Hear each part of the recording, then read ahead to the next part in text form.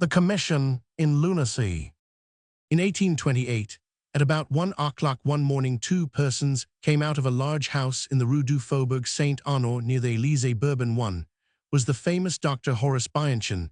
The other was one of the most elegant men in Paris, the Baron de Rastignac. They were friends of long standing. Each had sent away his carriage, and no cab was to be seen in the street. But the night was fine, and the pavement dry. "We will walk as far as the boulevard," said Eugene de Rastignac to Bianchon. "You can get a hackney cab at the club. There is always one to be found there. Till daybreak come with me as far as my house." "With pleasure." "Well, and what have you to say about it?" "About that woman," said the doctor coldly. "There I recognize my Bianchon," exclaimed Rastignac. "Why, how?" "Well, my dear fellow, you speak of the Marquise d'Espard as if she were a case for your hospital. Do you want to know what I think, Eugene? If you throw over Madame de Nucingen for this Marquise, you will swap a one-eyed horse for a blind one. Madame de Nucingen is 36, Bianchon.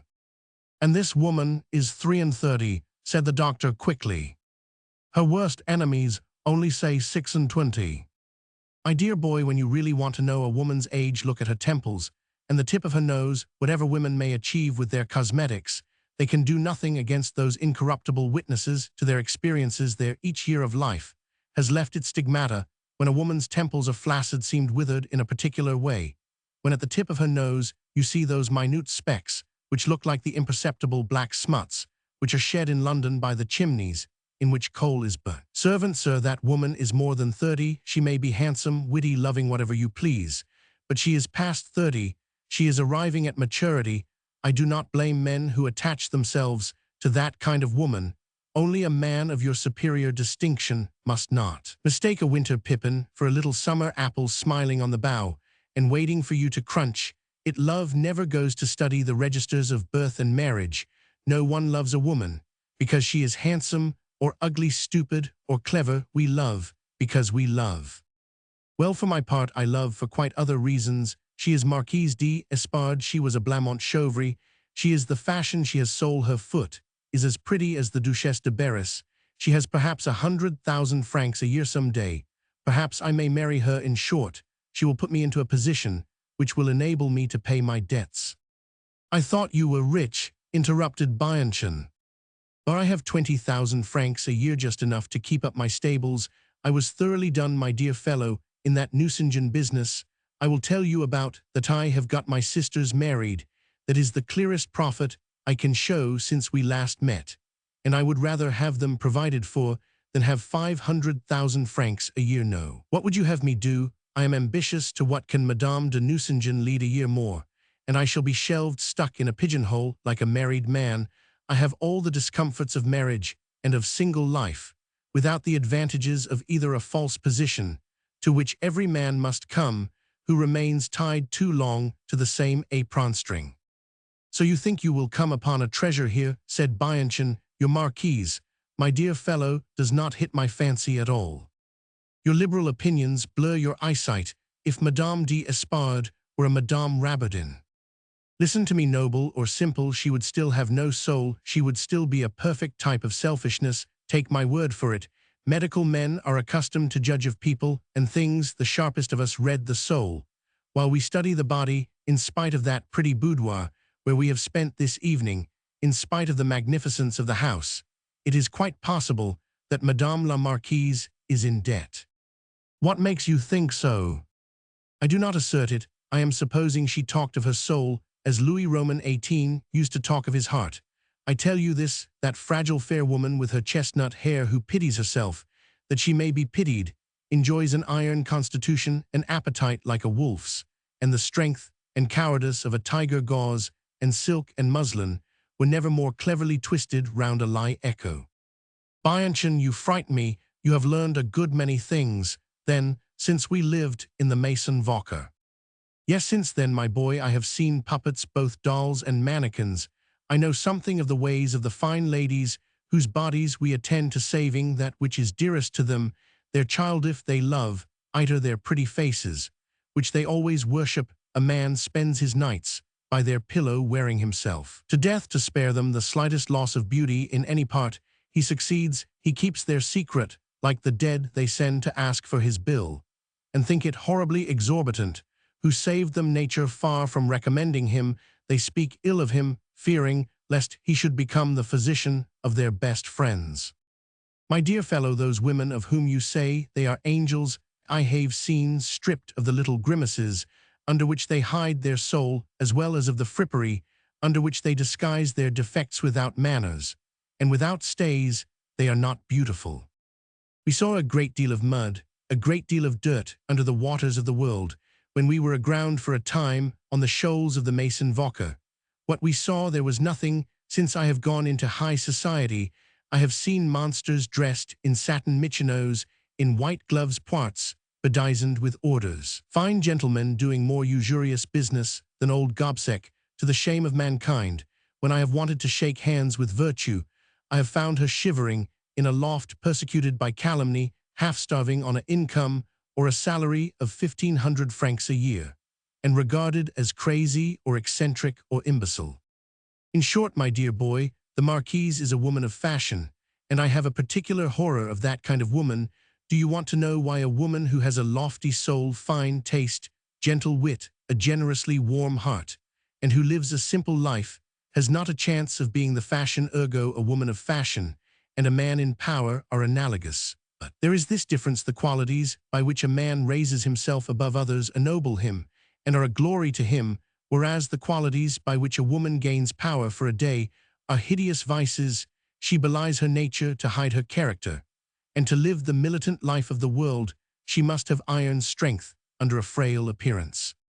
I as a physician know that a sound stomach excludes a good heart. Your woman of fashion feels nothing. Her rage for pleasure has its source in a longing to heat up her cold nature, a craving for excitement and enjoyment, like an old man who stands night after night by the footlights at the opera. As she has more brain than heart, she sacrifices genuine passion and true friends to her triumph, as a general sends his most devoted subalterns to the front. In order to win a battle, the woman of fashion ceases to be a woman. She is neither mother, nor wife, nor lover. She is, medically speaking, sex in the brain. And your Marquise, too, has all the characteristics of her monstrosity: the beak of a bird of prey, the clear cold eye, the gentle voice, is as polished as the steel of a machine. She touches everything except the heart. There is some truth in what you say, Bianchon. Some truth, replied Bianchon. It is all true. Do you suppose that I was not struck to the heart by the insulting politeness by which she made me measure the imaginary distance which her noble birth sets between us, that I did not feel the deepest pity for her cat-like civilities when I remembered what her object was? A year hence she will not write one word to do me the slightest service, and this evening she pelted me with smiles, believing that I can influence my uncle Popinot, on whom the success of her case. Would you rather she should have played the fool with you, my dear fellow? I accept your diatribe against women of fashion, but you are beside the mark. I should always prefer for a wife a Marquise d'Espard to the most devout and devoted creature on earth. Mary, an angel. You would have to go and bury your happiness in the depths of the country. The wife of a politician is a governing machine, a contrivance that makes compliments and courtesies. She is the most important and most faithful tool which an ambitious man can use. A friend, in short, who may compromise herself without mischief, and whom he may belie without harmful results. Fancy Mahomet in Paris in the 19th century. His wife would be a Rohan, a Duchesse de Chevreuse of the Fronde, as keen and as flattering as an ambassadress, as wily as Figaro. Your loving wives lead nowhere. A woman of the world leads to everything. She is the diamond with which a man cuts every window when he has not the golden key which unlocks every door. Leave humdrum virtues to the humdrum, ambitious vices to the ambitious. Besides, my dear fellow, do you imagine that the love of a Duchesse de Langeais or de Maufrigneuse or of a Lady Dudley does not bestow immense pleasure? If only you knew how much value the cold, severe style of such a woman gives to the smallest evidence of their affection. What delight it is to see a periwinkle piercing through the snow. A smile from below a fan contradicts the reserve of an assumed attitude, and is worth all the unbridled tenderness of your middle-class women with their mortgaged devotion, for in love devotion is nearly akin to speculation. And then a woman of fashion, a Blamont Chauvry, has her virtues, too her virtues are fortune power, affect a certain contempt of all that is beneath her. Thank you, said Bianchon. Old curmudgeon, said Rastignac, laughing comodo, not be so common, do like your friend Despline, be a baron, a knight of Saint Michael, become a peer of France, and marry your daughters to dukes. I may the 500,000 devils. Come, come, can you be superior only in medicine? Really, you distress me. I hate that sort of people. I long for a revolution to deliver us from them forever. And so, my dear Robespierre of the Lancet, you will not go tomorrow to your uncle Popinot. Yes, I will, said Bianchon, for you I would go to hell to fetch water. My good friend, you really touch me. I have sworn that a commission shall sit on the marquee. Why, here is even a long-saved tear to thank you. But Bianchon went on, I do not promise to succeed, as you wish, with Jean-Jules Popinot. You do not know him, however. I will take him to see your marquise the day after tomorrow. She may get round him, if she can, I doubt it. If all the truffles, all the duchesses, all the mistresses, and all the charmers in Paris were there in the full bloom of their beauty, if the king promised him the prairie, and the Almighty gave him the order of paradise, with the revenues of purgatory, not one of all these powers would induce him to transfer a single straw from one saucer of his scales into the other. He is a judge, as death is death. The two friends had reached the office of the Minister for Foreign Affairs, at the corner of the Boulevard des Capucines. Here you are at home, said Bianchon, laughing, as he pointed to the ministerial residence. And here is my carriage, he added, calling a hackney cab, and the express our fortune.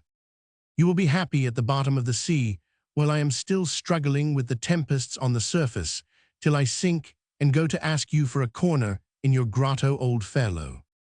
Till Saturday, replied Bianchon. Agreed, said Rastignac, and you promise me Popinot. I will do all my conscience will allow. Perhaps this appeal for a commission covers some little drama-rama, to use a word of our good bad times. Poor Bianchon, he will never be anything but a good fellow, said Rastignac to himself as the cab drove off. Rastignac has given me the most difficult negotiation in the world, said Bianchon to himself, remembering, as he rose next morning, the delicate commission entrusted to him. However, I have never asked the smallest service from my uncle in court, and have paid more than 1,000 visits gratis for him. And after all, we are not apt to mince matters between ourselves. He will say yes or no, and there an end. After this little soliloquy, the famous physician bent his steps at 7 in the morning towards the Rue du Foire, where dwelt Monsieur Jean-Jules Popinot, judge of the lower court of the Department of the Seine. The Rue du Foirian, old word meaning straw, was in the 13th century the most important street in Paris. There stood the schools of the university, where the voices of Abelard and of Gerson were heard in the world of learning. It is now one of the dirtiest streets of the 12th arrondissement, the poorest quarter of Paris, that in which 2/3 of the population lack firing in winter, which leaves most brats at the gate of the Foundling Hospital, which sends most beggars to the poorhouse, most ragpickers to the street corners, most decrepit old folks to bask against the walls, on which the sun shines, most delinquents to the police courts. Halfway down this street, which is always damp, and where the gutter carries to the Seine the blackened waters from some dyeworks, there is an old house restored no doubt under Francis Roman I, and built of bricks held together by a few courses of masonry, that it is substantial seems proved by the shape of its front wall, not uncommonly seen in some parts of Paris. It bellies, so to speak, in a manner caused by the protuberance of its first floor, crushed under the weight of the second and third, but upheld by the strong wall of the ground floor. At first sight it would seem as though the piers between the windows, though strengthened by the stone mullions, must give way.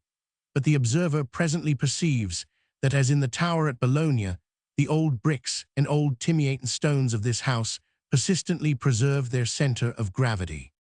At every season of the year, the solid piers of the ground floor have the yellow tone and the imperceptible sweating surface that moisture gives to stone. The passerby feels chilled as he walks close to this wall, where worn cornerstones ineffectually shelter him from the wheels of vehicles, As is always the case in houses built before carriages were in use, the vault of the doorway forms a very low archway, not unlike the barbican of a prison. To the right of this entrance, there are 3 windows protected outside by iron gratings of so close a pattern that the curious cannot possibly see the use made of the dark damp rooms within, and the panes too are dirty and dusty. To the left are 2 similar windows, one of which is sometimes open, exposing to view the porter, his wife, and his children, swarming, working, cooking, eating, and screaming in a floored and wainscoted room where everything is dropping to pieces, and into which you descend 2 steps a depth, which seems to suggest the gradual elevation of the soil of Paris.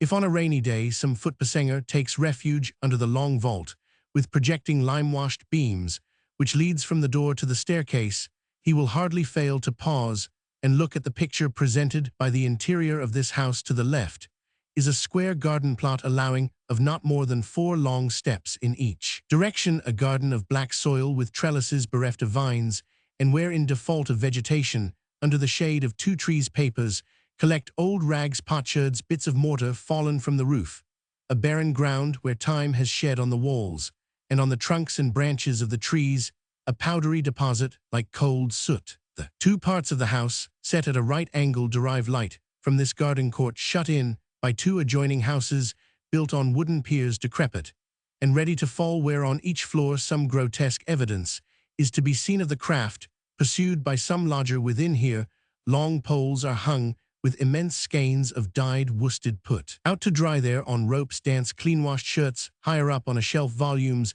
display their freshly marbled edges. Women sing, husbands whistle, children shout. The carpenter saws his planks, a copper turner makes the metal screech. All kinds of industries combine to produce a noise, which the number of instruments renders distracting. The general system of decoration in this passage, which is neither courtyard, garden, nor vaulted way, though a little of all, consists of wooden pillars resting on square stone blocks and forming arches. 2 archways open on to the little garden. 2 others, facing the front gateway, lead to a wooden staircase with an iron balustrade that was once a miracle of smith's work. So whimsical are the shapes given to the metal, the worn steps creak under every tread. Entrance to each flat has an architrave dark with dirt, grease, and dust, and outer doors covered with Utrecht velvet, set with brass nails once gilt in a diamond pattern. These relics of splendor show that in the time of Louis Roman XIV, the house was the residence of some councillor to the Parliament, some rich priests, or some treasurer of the ecclesiastical revenue. But these vestiges of former luxury bring a smile to the lips by the artless contrast of past and present. Roman 1000 Jean-Jules Popinot lived on the first floor of this house, where the gloom natural to all first floors in Paris houses was increased by the narrowness of the street.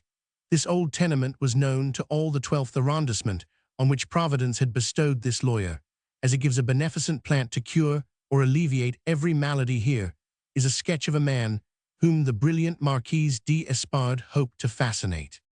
Roman 1000 Popinot, as is seemly for a magistrate, was always dressed in black style, which contributed to make him ridiculous in the eyes of those who were in the habit of judging everything from a superficial examination. Men who are jealous of maintaining the dignity required by this color ought to devote themselves to constant and minute care of their person. But our dear Roman 1000 Popinot was incapable of forcing himself to the puritanical cleanliness which black demands. His trousers, always threadbare, looked like camlet stuff, of which attorneys' gowns are made, and his habitual stoop set them in time in such innumerable creases that in places they were traced with lines whitish, rusty, or shiny, betraying either sordid avarice or the most unheeding poverty. His coarse worsted stockings were twisted anyhow in his ill-shaped shoes. His linen had the tawny tinge acquired by long sojourn in a wardrobe, showing that the late lamented Madame Popinot had had a mania for much linen in the Flemish fashion. Perhaps she had given herself the trouble of a great wash no more than twice a year. The old man's coat and waistcoat were in harmony with his trousers, shoes, stockings, and linen. He always had the luck of his carelessness. For the first day he put on a new coat, he unfailingly matched it with the rest of his costume by staining it with incredible promptitude. The good man waited till his housekeeper told him that his hat was too shabby before buying a new one. His necktie was always crumpled and starchless, and he never set his dogered shirt collar straight after his judge's bands had disordered it. He took no care of his gray hair and shaved, but twice a week. He never wore gloves, and generally kept his hands stuffed into his empty trousers pockets. The soiled pocket holes, almost always torn, added a final touch to the slovenliness of his person. Anyone who knows the Palais de Justice at Paris, where every variety of black attire may be studied, can easily imagine the appearance of Roman 1000 Popinot. The habit of sitting for days at a time modifies the structure of the body, just as the fatigue of hearing interminable pleadings tells on the expression of a magistrate's face shut up, as he is in courts ridiculously small, devoid of architectural dignity, and where the air is quickly vitiated. A Paris judge inevitably acquires a countenance puckered and seamed by reflection, and depressed by weariness. His complexion turns pallid, acquiring an earthy or greenish hue according to his individual temperament. In short, within a given time, the most blooming young man is turned into an inasmuch machinian instrument, which applies the code to individual cases with the indifference of clockwork. Hence nature having bestowed on Roman 1000 Popinot a not too pleasing exterior, his life as a lawyer had not improved. His frame was graceless and angular, his thick knees, huge feet, and broad hands formed a contrast with a priest-like face having a vague resemblance to a calf's head, meek to unmeaningness, and but little brightened by divergent, bloodless eyes, divided by a straight flat nose, surmounted by a flat forehead, flanked by enormous ears, flabby and graceless. His thin, weak hair showed the baldness through various irregular partings. One feature only commended this face to the physiognomist. This man had a mouth to whose lips divine kindness lent its sweetness. They were wholesome, full red lips, finely wrinkled, sinuous, mobile, by which nature had given expression to noble feelings, lips which spoke to the heart and proclaimed the man's intelligence and lucidity, a gift of second sight and a heavenly temper, and you would have judged him wrongly from looking merely at his sloping forehead, his fireless eyes, and his shambling gait. His life answered to his countenance. It was full of secret labor, and hid the virtue of a saint. His superior knowledge of law proved so strong a recommendation at a time when Napoleon was reorganizing it in 1808 and 1811, that by the advice of Cambyses, he was one of the first men named to sit on the Imperial High Court of Justice at Paris. Popinot was no schemer. Whenever any demand was made, any request preferred for an appointment, the minister would overlook Popinot, who never set foot in the house of the High Chancellor or the Chief Justice. From the High Court, he was sent down to the Common Court and pushed to the lowest rung of the ladder by active, struggling men. There he was appointed supernumerary judge. There was a general outcry among the lawyers. Popinot, a supernumerary, such injustice struck the legal world with dismay. The attorneys, the registrars, everybody, but Popinot himself, who made no complaint. The first clamor over everybody was satisfied that all was for the best in the best of all possible worlds, which must certainly be the legal world. Popinot remained supernumerary judge till the day when the most famous Great Seal under the Restoration avenged the oversights heaped on this modest and uncomplaining man by the chief justices of the empire. After being a supernumerary for 12 years, Roman 1000 Popinot would no doubt die a puny judge of the court of the Seine. To account for the obscure fortunes of one of the superior men of the legal profession, it is necessary to enter here into some details which will serve to reveal his life and character, and which will at the same time display some of the wheels of the great machine known as justice. Roman 1000 Popinot was classed by the three presidents who successively controlled the court of the Seine under the category of possible judges, the stuff of which judges are made. Thus classified, he did not achieve the reputation for capacity which his previous labors had deserved, just as a painter is invariably included in a category as a landscape painter, a portrait painter, a painter of history, of sea pieces, or of genre, by a public consisting of artists, connoisseurs, and simpletons, who out of envy or critical omnipotence or prejudice fence in his intellect, assuming one and all that there are ganglions in every brain, a narrow judgment, which the world applies to writers, to statesmen, to everybody who begins with some specialty, before being hailed as omniscient. So Popinot's fate was sealed, and he was hedged round to do a particular kind of work. Magistrates, attorneys, pleaders, all who pasture on the legal common distinguish two elements in every case: law and equity. Equity is the outcome of facts. Law is the application of principles to facts. A man may be right in equity, but wrong in law, without any blame to the judge between his conscience and the facts. There is a whole gulf of determining reasons unknown to the judge, but which condemn or legitimatize the act. A judge is not God, the duty is to adapt facts to principles to judge cases of infinite variety while measuring them by a fixed standard. France employs about 6,000 judges. No generation has 6,000 great men at her command, much less can she find them in the legal profession. Popinot, in the midst of the civilization of Paris, was just a very clever caddy who, by the character of his mind, and by dint of rubbing the letter of the law into the essence of facts, had learned to see the error of spontaneous and violent decisions. By the help of his judicial second sight, he could pierce the double casing of lies in which advocates hide the heart of a trial. He was a judge as the great Desplein was a surgeon. He probed men's consciences as the anatomist probed their bodies. His life and habits had led him to an exact appreciation of their most secret thoughts by a thorough study of facts. He sifted a case as Cuvier sifted the earth's crust. Like that great thinker, he proceeded from deduction to deduction before drawing his conclusions, and reconstructed the past career of a conscience as Cuvier reconstructed an anaplethurium. When considering a brief, he would often wake in the night, startled by a gleam of truth suddenly sparkling in his brain, struck by the deep injustice which is the end of these contests, in which everything is against the honest man, everything to the advantage of the rogue. He often summed up in favor of equity against law in such cases as bore on questions of what may be termed divination. Hence he was regarded by his colleagues as a man not of a practical mind. His arguments on 2 lines of deduction made their deliberations lengthy. When Popinot observed their dislike to listening to him, he gave his opinion briefly. It was said that he was not a good judge in this class of cases, but as his gift of discrimination was remarkable, his opinion lucid, and his penetration profound, he was considered to have a special aptitude for the laborious duties of an examining judge. So an examining judge he remained during the greater part of his legal career. Although his qualifications made him eminently fitted for its difficult functions, and he had the reputation of being so learned in criminal law that his duty was a pleasure to him, the kindness of his heart constantly kept him in torture, and he was nipped as in a vice between his conscience and his pity.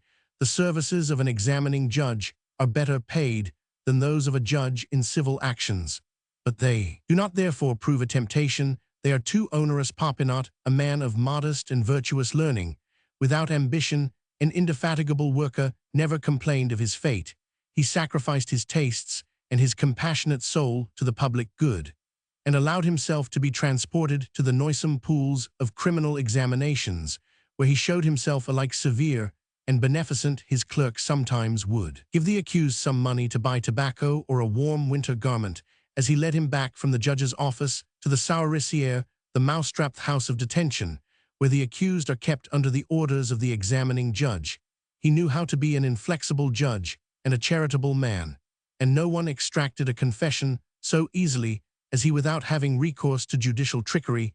He had too all the acumen of an observer. This man, apparently so foolishly good-natured, simple, and absent-minded, could guess all the cunning of a prison wag, unmask the astutest street hussy, and subdue a scoundrel. Unusual circumstances had sharpened his perspicacity, but to relate these, we must intrude on his domestic history, for in him, the judge, was the social side of the man. Another man greater and less known existed within. 12 years before the beginning of this story, in 1816, during the terrible scarcity, which coincided disastrously with the stay in France of the so-called Allies, Popinot was appointed president of the Commission Extraordinary formed to distribute food to the poor of his neighborhood, just when he had planned to move from the Rue du Foire, which he as little liked to live in, as his wife. Roman 999, the great lawyer, the clear-sighted criminal judge, whose superiority seemed to his colleagues a form of aberration, had for 5 years been watching legal results without seeing their causes, as he scrambled up into the lofts, as he saw the poverty, as he studied the desperate necessities which gradually bring the poor to criminal acts, as he estimated their long struggles. Compassion filled his soul. The judge then became the Saint Vincent de Paul of these grown-up children, these suffering toilers. The transformation was not immediately complete. Beneficence has its temptations, as vice, as charity consumes a saint's purse, as roulette consumes the possessions of a gambler. Quite gradually Popinot went from misery to misery, from charity to charity. Then, by the time he had lifted all the rags which cover public pauperism like a bandage under which an inflamed wound lies festering at the end of a year, he had become the providence incarnate of that quarter of the town. He was a member of the benevolent committee and of the charity organization. Wherever any gratuitous services were needed, he was ready and did everything without fuss, like the man with the short cloak who spends his life in carrying soup round the markets and other places where there are starving folks. Popinot was fortunate in acting on a larger circle, and in a higher sphere. He had an eye on everything. He prevented crime, he gave work to the unemployed, he found a refuge for the helpless, he distributed aid with discernment wherever danger threatened, he made himself the counselor of the widow, the protector of homeless children, the sleeping partner of small traders. No one at the courts, no one in Paris knew of this secret life of Popinot's. There are virtues so splendid that they necessitate obscurity. Men make haste to hide them under a bushel. As to those whom the lawyer succored, they hard at work all day and tired at night, were little able to sing his praises. Theirs was the gracelessness of children who can never pay because they owe too much. There is such compulsory ingratitude. But what heart that has sown good to reap gratitude can think itself great? By the end of the second year of his apostolic work, Popinot had turned the storeroom at the bottom of his house into a parlor lighted by the 3 iron-barred windows. The walls and ceiling of this spacious room were whitewashed, and the furniture consisted of wooden benches like those seen in schools. A clumsy cupboard, a walnut-wood writing table, and an armchair in the cupboard were his registers of donations, his tickets for orders for bread, and his diary. He kept his ledger like a tradesman, that he might not be ruined by kindness. All the sorrows of the neighborhood were entered and numbered in a book, where each had its little account, as merchants' customers have theirs. When there was any question as to a man or a family needing help, the lawyer could always command information from the police. Lavian, a man made for his master, was his aide-de-camp. He redeemed or renewed pontificates and visited the districts most threatened with famine while his master was in court. From 4 till 7 in the morning in summer, from 6 till 9 in winter, this room was full of women, children, and paupers. While Popinot gave audience, there was no need for a stove in winter. The crowd was so dense that the air was warmed. Only Lavian strewed straw on the wet floor by long use. The benches were as polished as varnished mahogany at the height of a man's shoulders. The wall had a coat of dark, indescribable color given to it by the rags and tattered clothes of these poor creatures.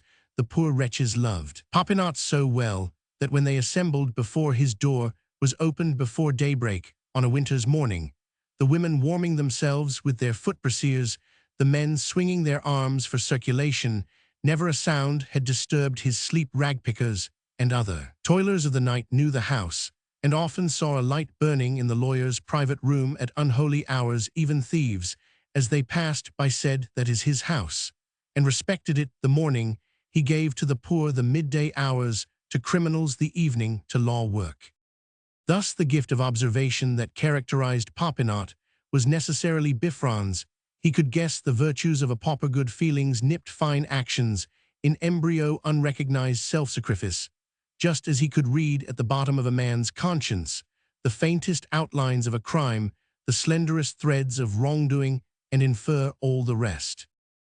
Popinot's inherited fortune was 1,000 crowns a year. His wife's sister to Roman 1,000 Bianchon Senior, a doctor at Sancerre, had brought him about twice as much. She, dying 5 years since, had left her fortune to her husband.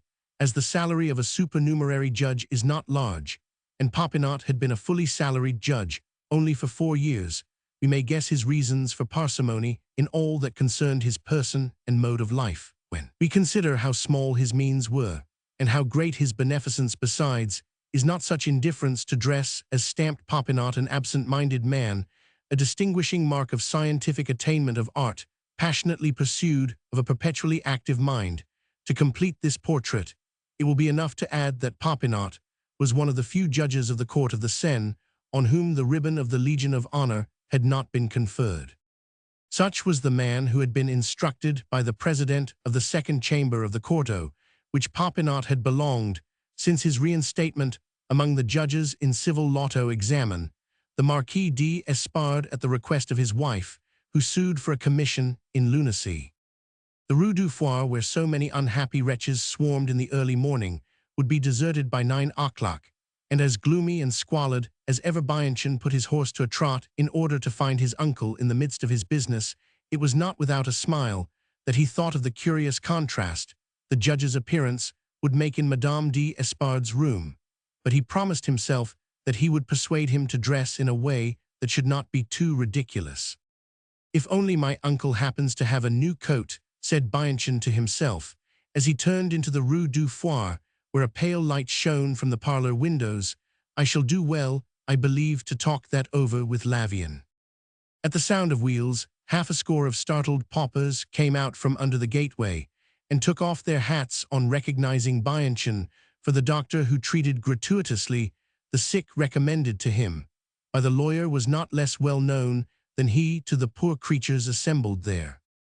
Bianchon found his uncle in the middle of the parlor, where the benches were occupied by patients presenting such grotesque singularities of costume as would have made the least artistic passerby turn round to gaze at them. A draughtsman, a Rembrandt, if there were one in our day, might have conceived of one of his finest compositions from seeing these children of misery in artless attitudes and all silent. Here was the rugged countenance of an old man with a white beard and an apostolic header. St. Peter, ready to hand, his chest partly uncovered, showed salient muscles, the evidence of an iron constitution, which had served him as a fulcrum to resist a whole poem of sorrows. There a young woman was suckling her youngest born to keep it from crying, while another of about 5 stood between her knees, her white bosom gleaming amid rags, the baby with its transparent flesh tints, and the brother whose attitude promised a street Arab in the future, touched the fancy with pathos by its almost graceful contrast with the long row of faces crimson with cold, in the midst of which sat this family group. Further away, an old woman, pale and rigid, had the repulsive look of rebellious pauperism, eager to avenge all its past woes in one day of violence. There again was the young workman, weakly and indolent, whose brightly intelligent eye revealed fine faculties, crushed by necessity, struggled within vain, saying nothing of his sufferings, and nearly dead for lack of an opportunity to squeeze between the bars of the vast stews, where the wretched swim round and devour each other. The majority were women. Their husbands, gone to their work, left it to them, no doubt, to plead the cause of the family with the ingenuity which characterizes the woman of the people, who is almost always queen in her hovel. You would have seen a torn bandana on every head, on every form, a skirt deep in mud-ragged kerchiefs worn, and dirty jackets, but eyes that burnt like live coals. It was a horrible assemblage, raising at first sight a feeling of disgust, but giving a certain sense of terror the instant you perceived that the resignation of these souls, all engaged in the struggle for every necessary of life, was purely fortuitous, a speculation on benevolence. The 2 tallow candles which lighted the parlor flickered in a sort of fog caused by the fetid atmosphere of the ill-ventilated room. The magistrate himself was not the least picturesque figure in the midst of this assembly. He had on his head a rusty cotton nightcap, as he had no cravat. His neck was visible red with cold, and wrinkled in contrast with the threadbare collar of his old dressing gown. His worn face had the half-stupid look that comes of absorbed attention. His lips, like those of all men who work, were puckered up like a bag, with the strings drawn tight. His knitted brows seemed to bear the burden of all the sorrows confided to him. He felt analyzed, and judged them all as watchful as a Jew moneylender. He never raised his eyes from his books and registers, but to look into the very heart of the persons he was examining with the flashing glance by which a miser expresses his alarm. Lavian, standing behind his master, ready to carry out his orders, served no doubt as a sort of police, and welcomed newcomers by encouraging them to get over their shyness. When the doctor appeared, there was a stir on the benches. Lavian turned his head and was strangely surprised to see Bianchon. "Ah, it is you, old boy," exclaimed Popinot, stretching himself. "What brings you so early?" "I was afraid lest you should make an official visit, about which I wished to speak to you before I could see you." "Well," said the lawyer, addressing a stout little woman who was still standing close to him, "if you do not tell me what it is you want, I cannot guess it, child." "Make haste," said Lavian. "Do not waste other people's time." "Monsieur," said the woman, at last turning red and speaking so low as only to be heard by Popinot and Lavian, I have a greengrocery truck, and I have my last baby to nurse, and I owe for his keep well, I had hidden my little bit of money. Yes, and your man took it, said Popinot, guessing the sequel. Yes, sir. What is your name? La Pomponne. And your husband's? Toupinette. Rue du Petit Banquier, said Popinot, turning over his register. He is in prison, he added, reading a note at the margin of the section in which this family was described. For debt, my kind monsieur. Popinot shook his head. But I have nothing to buy any stock for my truck. The landlord came yesterday and made me pay up, otherwise I should have been turned out. Lavian bent over his master and whispered in his ear. Well, how much do you want to buy fruit in the market? Why, my good monsieur, to carry on my business, I should want, yes, I should certainly want 10 francs. Popinot signed to Lavian, who took 10 francs out of a large bag and handed them to the woman, while the lawyer made a note of the loan in his ledger, as he saw the thrill of delight that made the poor hawker tremble. Bianchon understood the apprehensions that must have agitated her on her way to the lawyer's house. You next, said Lavian to the old man with the white beard. Bianchon drew the servant aside and asked him how long this audience would last. Monsieur has had 200 persons this morning, and there are 8 to be turned off, said Lavian. You will have time to pay your early visit, sir.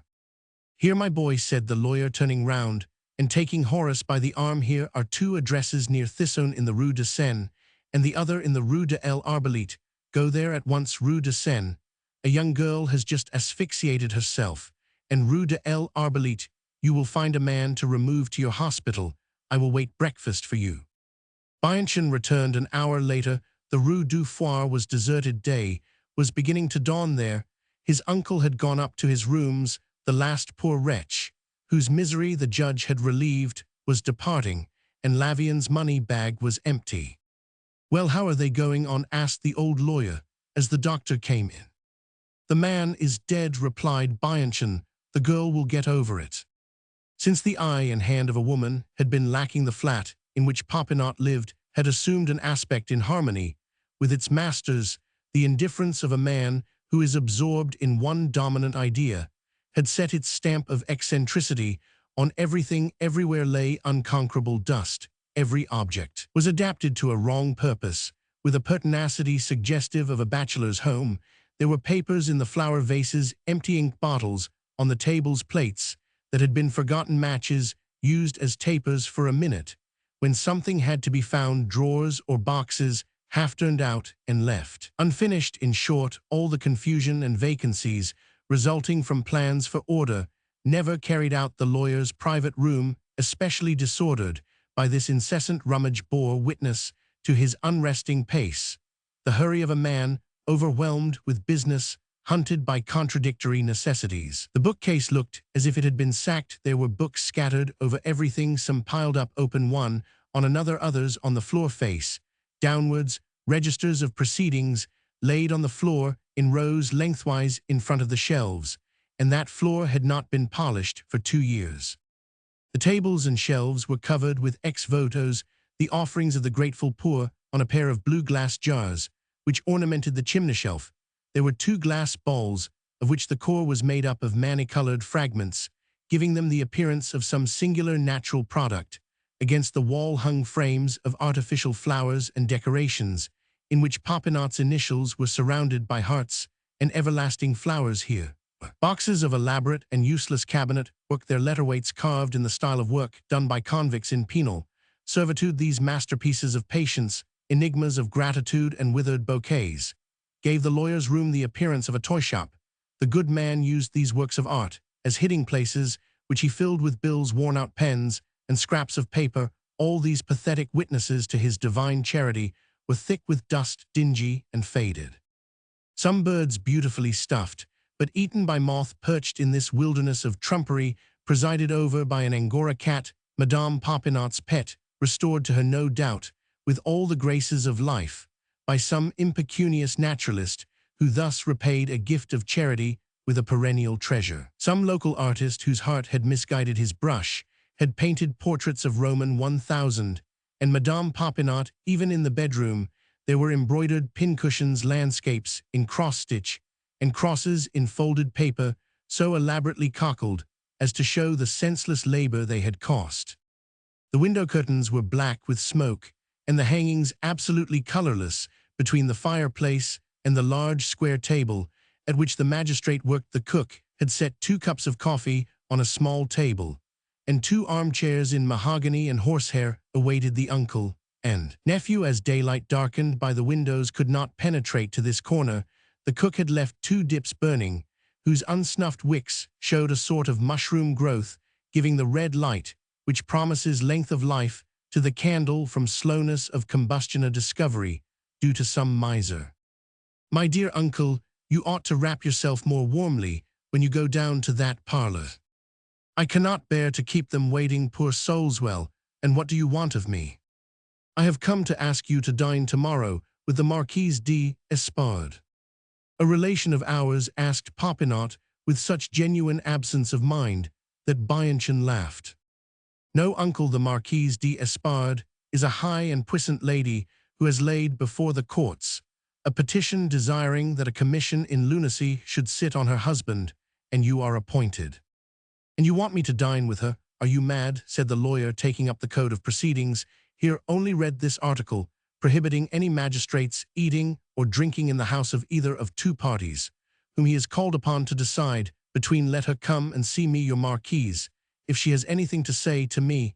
I was in fact to go to examine her husband tomorrow, after working the case up tonight."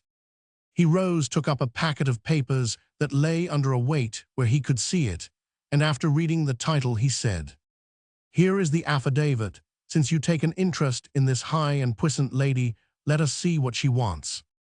Popinot wrapped his dressing gown across his body, from which it was constantly slipping, and leaving his chest bare, he sopped his bread in the half-cold coffee and opened the petition, which he read, allowing himself to throw in a parenthesis "now and then," and some discussions in which his nephew took part.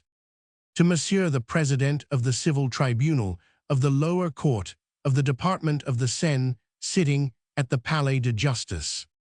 Madame Jean Clementine Athénise de Blamont, Chauvry, wife of Roman 1000 Charles Maurice Marie Anduch Comte de Negrepellis, Marquis d'Esparda, very good family landowner, the said Mme d'Espard, living in the Rue du Faubourg Saint-Honore, no 104, and the said Roman 1000 d'Espard in the Rue de la Montagne Saint-Geneviève, no 22. To be sure, the President told me he lived in this part of the town, having for her solicitor Maître Desroches, a pettifogging jobber, a man looked down upon by his brother lawyers, and who does his clients no good. Poor fellow, said Bianchon, unluckily, he has no money, and he rushes round like the devil in holy water, that is all. Has the honor to submit to you, Monsieur the President, that for a year past the moral and intellectual powers of her husband Roman 1000 d'Espard have undergone so serious a change that at the present day they have reached the state of dementia and idiocy provided for by Article 448 of the Civil Code, and require the application of the remedies set forth by that article for the security of his fortune and his person, and to guard the interest of his children whom he keeps to live with him. That in point of fact, the mental condition of Roman 1000 d'Espard, which for some years has given grounds for alarm, based on the system he has pursued in the management of his affairs, has reached during the last 12 months a deplorable depth of depression, that his infirm will was the first thing to show the results of the malady, and that its effete state leaves Roman 1000, the Marquis d'Espard, exposed to all the perils of his incompetency, as is proved by the following facts. For a long time, all the income accruing from Roman 1000 d'Espard's estates are paid without any reasonable cause, or even temporary advantage, into the hands of an old woman, whose repulsive ugliness is generally remarked on, named Madame Jean Renaud, living sometimes in Paris, Rue de la Vrillière, no 8, sometimes at Villeparisis near Clay, in the department of Seine-et-Marne, and for the benefit of her son, aged 36, an officer in the ex-imperial guards, whom the Marquis d'Espard has placed by his influence in the King's Guards, as major in the 1st Regiment of Cuirassiers. These 2 persons who in 1814 were in extreme poverty have since then purchased house property of considerable value, among other items, quite recently. A large house in the Grande Rue Verte, where the said Jean Renaud is laying out considerable sums in order to settle there with the woman Jean Renaud, intending to marry. These sums amount already to more than 100,000 francs. The marriage has been arranged by the intervention of Roman 1000 D. Espard with his banker one Mongenard, whose niece he has asked in marriage for the said Jean Renaud, promising to use his influence to procure him the title and dignity of baron. This has in fact been secured by His Majesty's letters patent dated December 29th of last year, at the request of the Marquis d'Espard, as can be proved by His Excellency, the Keeper of the Seals, if the court should think proper to require his testimony. That no reason, not even such as morality, and the law would concur in disapproving, can justify the influence which the said Mme Jean Renaud exerts over Roman 1000 d'Espard, who indeed sees her very seldom, nor account for his strange affection for the said Baron Jean Renaud Major, with whom he has but little intercourse, and yet their power is so considerable that whenever they need money, if only to gratify a mere whim, this lady or her son no reason even such as morality, and the law concur in disapproving. What does the clerk or the attorney mean to insinuate, said Popinot? Bianchon laughed.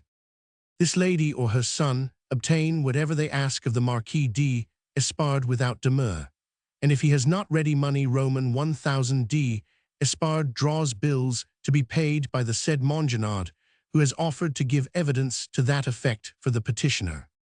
That moreover, in further proof of these facts, lately, on the occasion of the renewal of the leases on the Espard estate, the farmers, having paid a considerable premium for the renewal of their leases on the old terms, Roman 1000 Jean Renaud at once secured the payment of it into his own hands. That the Marquis d'Espard parts with these sums of money so little of his own free will, that when he was spoken to on the subject, he seemed to remember nothing of the matter, that whenever anybody of any weight has questioned him as to his devotion to these 2 persons, his replies have shown so complete an absence of ideas and of sense of his own interests, that there obviously must be some occult cause at work too, which the petitioner begs to direct the eye of justice, inasmuch as it is impossible but that this cause should be criminal, malignant, and wrongful, or else of a nature to come under medical jurisdiction, unless this influence is of the kind which constitutes an abuse of moral power, such as can only be described by the word possession. The devil, exclaimed Popinot. What do you say to that, doctor? These are strange statements. They might certainly, said Bianchon, be an effect of magnetic force.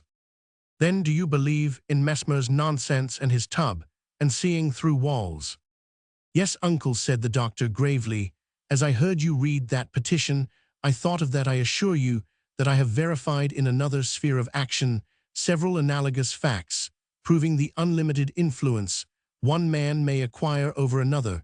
In contradiction to the opinion of my brethren, I am perfectly convinced of the power of the will regarded as a motive force. All collusion and charlatanism apart, I have seen the results of such a possession. Actions promised during sleep by a magnetized patient to the magnetizer have been scrupulously performed.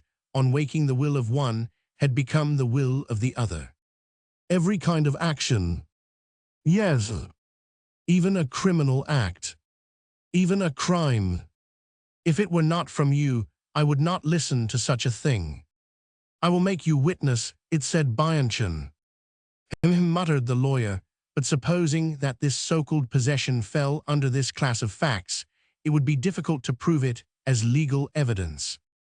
If this woman Jean Renaud is so hideously old and ugly, I do not see what other means of fascination she can have used, observed Bianchon. But observed the lawyer, in 1814, the time at which this fascination is supposed to have taken place, this woman was 14 years younger. If she had been connected with Roman 1000 d'Espard 10 years before, that these calculations take us back 420 years to a time when the lady may have been young and pretty, and have won for herself and her son a power over Roman 1000 d'Espard Espard, which some men do not know how to evade. Though the source of this power is reprehensible in the sight of justice, it is justifiable in the eye of nature. Madame Jean Renaud may have been aggrieved by the marriage contracted probably at about that time between the Marquis d'Espard and Mademoiselle de Blamont-Chauvry, and at the bottom of all this there may be nothing more than the rivalry of two women, since the Marquis had for a long time lived apart from Mme d'Espard. But her repulsive ugliness uncle. Power of fascination is in direct proportion to ugliness, said the lawyer. That is the old story, and then think of the smallpox doctor. But to proceed. That so long ago as in 1815, in order to supply the sums of money required by these two persons, the Marquis d'Espard went with his two children to live in the Rue de la Montagne Sainte-Geneviève in rooms quite unworthy of his name. And rank well we may live as we please that he keeps his two children there, the Comte Clement d'Espard and Vicomte Camille d'Espard, in a style of living quite unsuited to their future prospects, their name and fortune, that he often wants money to such a point that not long since the landlord one Mariast put in an execution on the furniture in the rooms, that when this execution was carried out in his presence, the Marquis d'Espard helped the bailiff, whom he treated like a man of rank, paying him all the marks of attention and respect which he would have shown to a person of superior birth and dignity to himself. The uncle and nephew glanced at each other and laughed. That moreover every act of his life, besides the facts with reference to the widow Jean Renaud and the Baron Jean Renaud her son, are those of a madman, that for nearly 10 years he has given his thoughts exclusively to China, its customs, manners, and history, that he refers everything to a Chinese origin, that when he is questioned on the subject, he confuses the events of the day and the business of yesterday with facts relating to China, that he censures the acts of the government and the conduct of the king, though he is personally much attached to him, by comparing them with the politics of China. That this monomania has driven the Marquis d'Espard to conduct devoid of all sense against the customs of men of rank, and in opposition to his own professed ideas as to the duties of the nobility, he has joined a commercial undertaking, for which he constantly draws bills which, as they fall due, threaten both his honor and his fortune, since they stamp him as a trader, and in default of payment may lead to his being declared insolvent, that these debts which are owing to stationers, printers, lithographers, and print colorists, who have supplied the materials for his publication, called A Picturesque History of China, now coming out, in parts, are so heavy that these tradesmen have requested the petitioner to apply for a commission in lunacy with regard to the Marquis d'Espard, in order to save their own credit. "The man is mad," exclaimed Bianchon. "You think so, do you?" said his uncle. "If you listen to only one bell, you hear only one sound." "But it seems to me," said Bianchon. "But it seems to me," said Popinot, "that if any relation of mine wanted to get hold of the management of my affairs, and if instead of being a humble lawyer, whose colleagues can any day verify what his condition is, I were a duke of the realm, an attorney with a little cunning like Desroches might bring just such a petition against me. That his children's education has been neglected for this monomania, and that he has taught them, against all the rules of education, the facts of Chinese history which contradict the tenets of the Catholic Church. He also has them taught the Chinese dialects." "Here Desroches strikes me as funny," said Bianchon. "The petition is drawn up by his head clerk Godeschal, who, as you know, is not strong in Chinese," said the lawyer. "That he often leaves his children destitute of the most necessary things, that the petitioner, notwithstanding her entreaties, can never see them, that the said Marquis d'Espard brings them to her only once a year, that knowing the privations to which they are exposed, she makes vain efforts to give them the things most necessary for their existence, and which they require. O Madame la Marquise, this is preposterous. By proving too much you prove nothing, my dear boy," said the old man, laying the document on his knee. "Where is the mother who ever lacked heart and wit and yearning to such a degree as to fall below the inspirations suggested by her animal instinct? A mother is as cunning to get at her children as a girl can be in the conduct of a love intrigue. If your marquise really wanted to give her children food and clothes, the devil himself would not have hindered her. Hech, that is rather too big a fable for an old lawyer to swallow. To proceed. that at the age the said children have now attained it is necessary that steps should be taken to preserve them from the evil effects of such an education, that they should be provided for as beseems their rank, and that they should cease to have before their eyes the sad example of their fathers' conduct. That there are proofs in support of these allegations, which the court can easily order to be produced many times, has Roman 1000 D. Espard spoken of the judge of the 12th arrondissement. As a mandarin of the 3rd class, he often speaks of the professors of the college Henry Roman IV as men of letters, and that offends them. In speaking of the simplest things, he says, they were not done so in China. In the course of the most ordinary conversation, he will sometimes allude to Madame Jean Renaud, or sometimes to events which happened in the time of Louis Roman XIV, and then sit plunged in the darkest melancholy. Sometimes he fancies he is in China. Several of his neighbors, among others, one Edmé Becker, medical student, and Jean-Baptiste Fremiot, a professor living under the same roof, are of opinion, after frequent intercourse with the Marquis d'Espard, that his monomania with regard to everything Chinese is the result of a scheme laid by the said Baron Jean Renaud and the widow, his mother, to bring about the deadening of all the Marquis d'Espard's mental faculties, since the only service which Mme Jean Renaud appears to render Roman 1000 d'Espard is to procure him everything that relates to the Chinese Empire. Finally, that the petitioner is prepared to show to the court that the moneys absorbed by the said Baron and Mme Jean Renaud between 1814 and 1828 amount to not less than 1,000,000 francs. In confirmation of the facts herein set forth, the petitioner can bring the evidence of persons who are in the habit of seeing the Marquis d'Espard, whose names and professions are subjoined, many of whom have urged her to demand a commission in lunacy, to declare Roman 1000 d'Espard incapable of managing his own affairs, as being the only way to preserve his fortune from the effects of his maladministration, and his children from his fatal influence. Taking all this into consideration, Roman 1000 Le President and the affidavits subjoined, the petitioner desires that it may please you, inasmuch as the foregoing facts sufficiently prove the insanity and incompetency of the Marquis d'Espard herein described, with his titles and residence, to order that to the end that he may be declared incompetent by law, this petition and the documents in evidence may be laid before the King's public prosecutor, and that you will charge one of the judges of this court to make his report to you on any day you may be pleased to name, and thereupon to pronounce judgment, etc. And here, said Popinot, is the President's order instructing me well. What does the Marquis d'Espard want with me? I know everything, but I shall go tomorrow with my registrar to see Roman 1000 Le Marquis, for this does not seem at all clear to me. Listen, my dear uncle, I have never asked the least little favor of you that had to do with your legal functions. Well, now, I beg you to show Madame d'Espard the kindness which her situation deserves. If she came here, you would listen to her. Yes. Well, then go and listen to her in her own house. Madame d'Espard is a sickly, nervous, delicate woman who would faint in your rat-hole of a place. Go in the evening, instead of accepting her dinner, since the law forbids your eating or drinking at your client's expense. And does not the law forbid you from taking any legacy from your dead, said Popinot, fancying that he saw a touch of irony on his nephew's lips.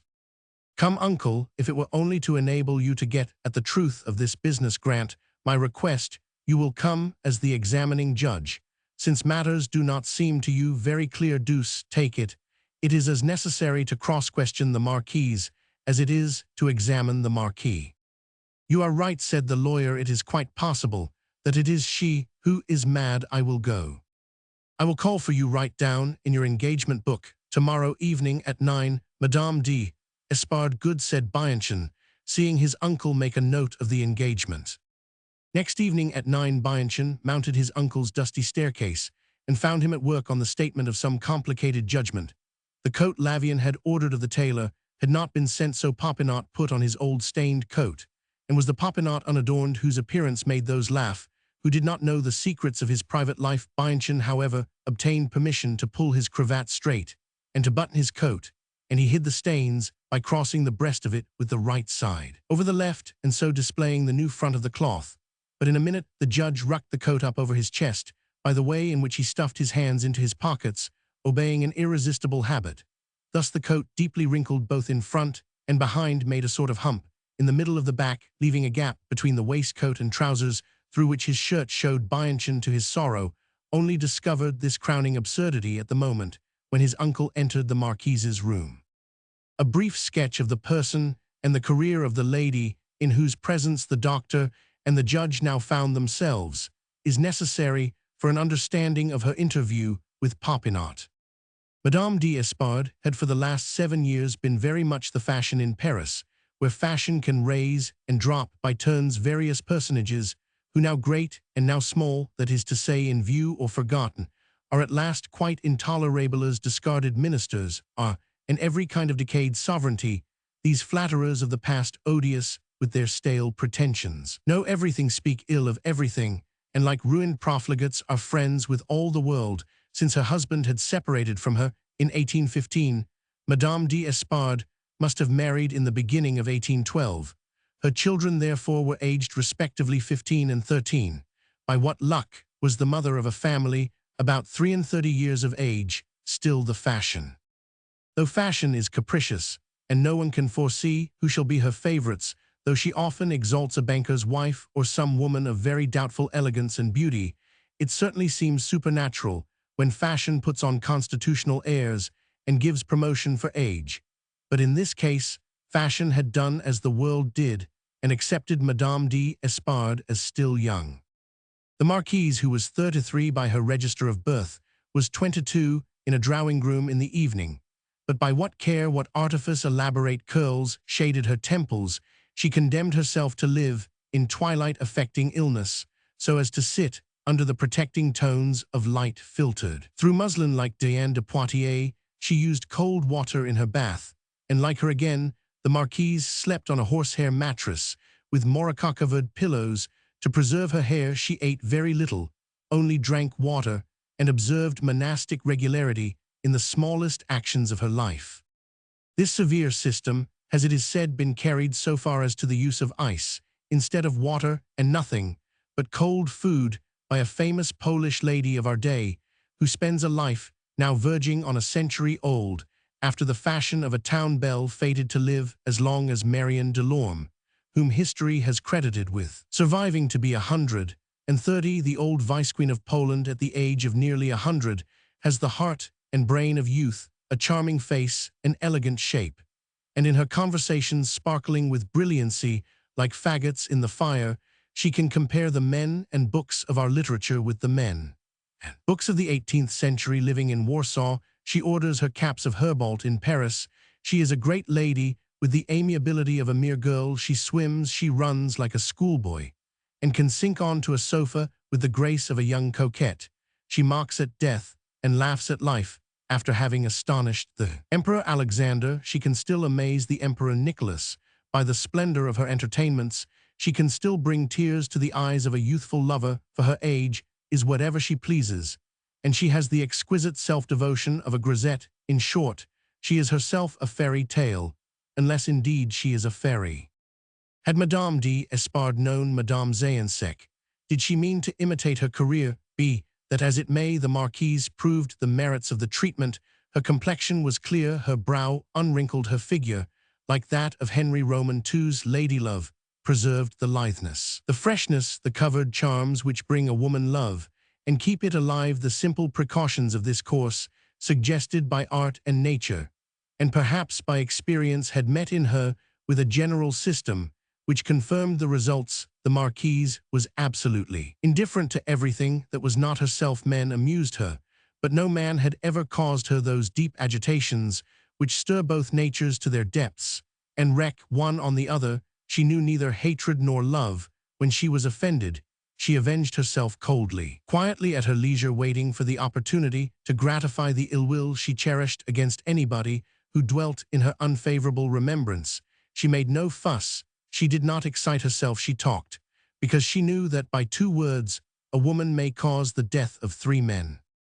She had parted from Roman 1000 d'Espard with the greatest satisfaction, had he not taken with him 2 children who at present were troublesome, and in the future would stand in the way of her pretensions, her most intimate friends, as much as her least persistent admirers, seeing about her none of Cornelia's jewels, who come and go, and unconsciously betray. Their mother's age took her for quite a young woman.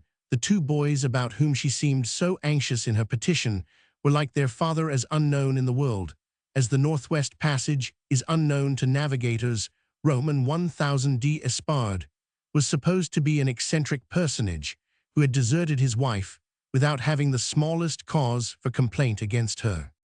Mistress of herself at 22 and mistress of her fortune of 26,000 francs a year, the marquise hesitated long before deciding on a course of action, and ordering her life, though she benefited by the expenses her husband had incurred in his house, though she had all the furniture, the carriages, the horses, in short, all the details of a handsome establishment. She lived a retired life during the years 1816, 17, and 18, a time when families were recovering from the disasters resulting from political tempests. She belonged to one of the most important and illustrious families of the Faubourg Saint-Germain, and her parents advised her to live with them as much as possible after the separation forced upon her by her husband's inexplicable caprice.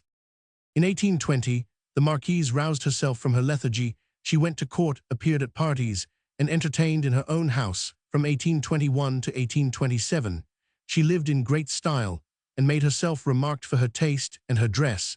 She had a day and hour for receiving visits, and ere long she had seated herself on the throne occupied before her by Madame la Vicomtesse de Beausint, Duchesse de Langeais, and Madame Firmiani, who on her marriage with Roman 1000 de Camps had resigned the scepter in favor of the Duchesse de Maufrigneuse, from whom Madame d'Espard snatched it. The world knew nothing beyond this of the private life of the Marquise d'Espard. She seemed likely to shine for long on the Parisian horizon, like the sun near its setting, but which will never set. The marquise was on terms of great intimacy with a duchess as famous for her beauty as for her attachment to a prince just now in banishment, but accustomed to play a leading part in every prospective government. Madame d'Espard was also a friend of a foreign lady with whom a famous and very wily Russian diplomat was in the habit of discussing public affairs, and then an antiquated countess who was accustomed to shuffle the cards for the great game of politics had adopted her in a maternal fashion.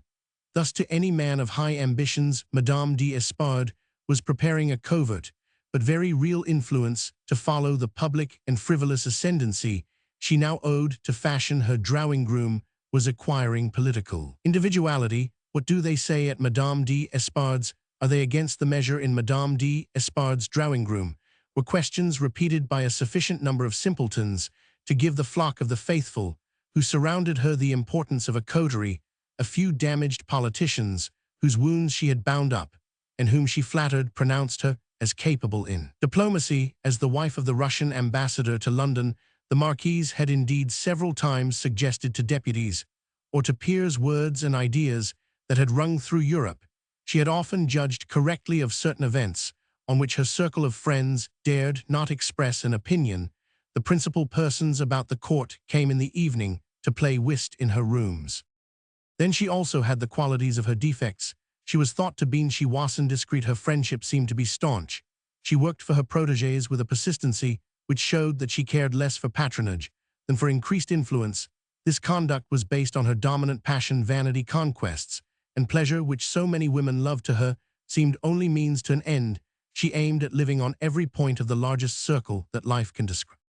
Among the men still young, and to whom the future belonged, who crowded her drawing-room on great occasions, were to be seen Roman 2000 de Marseille, and de Ronquerolles, de Montrevaux, de la Roche-Hugon, de Cerisy, Ferraud, Maxime de Trailles, de Listoma, the 2 Vantnesses du Châtelet, and others. She would frequently receive a man whose wife she would not admit, and her power was great enough to induce certain ambitious men to submit to these hard conditions, such as 2 famous royalist bankers, Roman 1000 de Nucingen and Ferdinand du Tillet.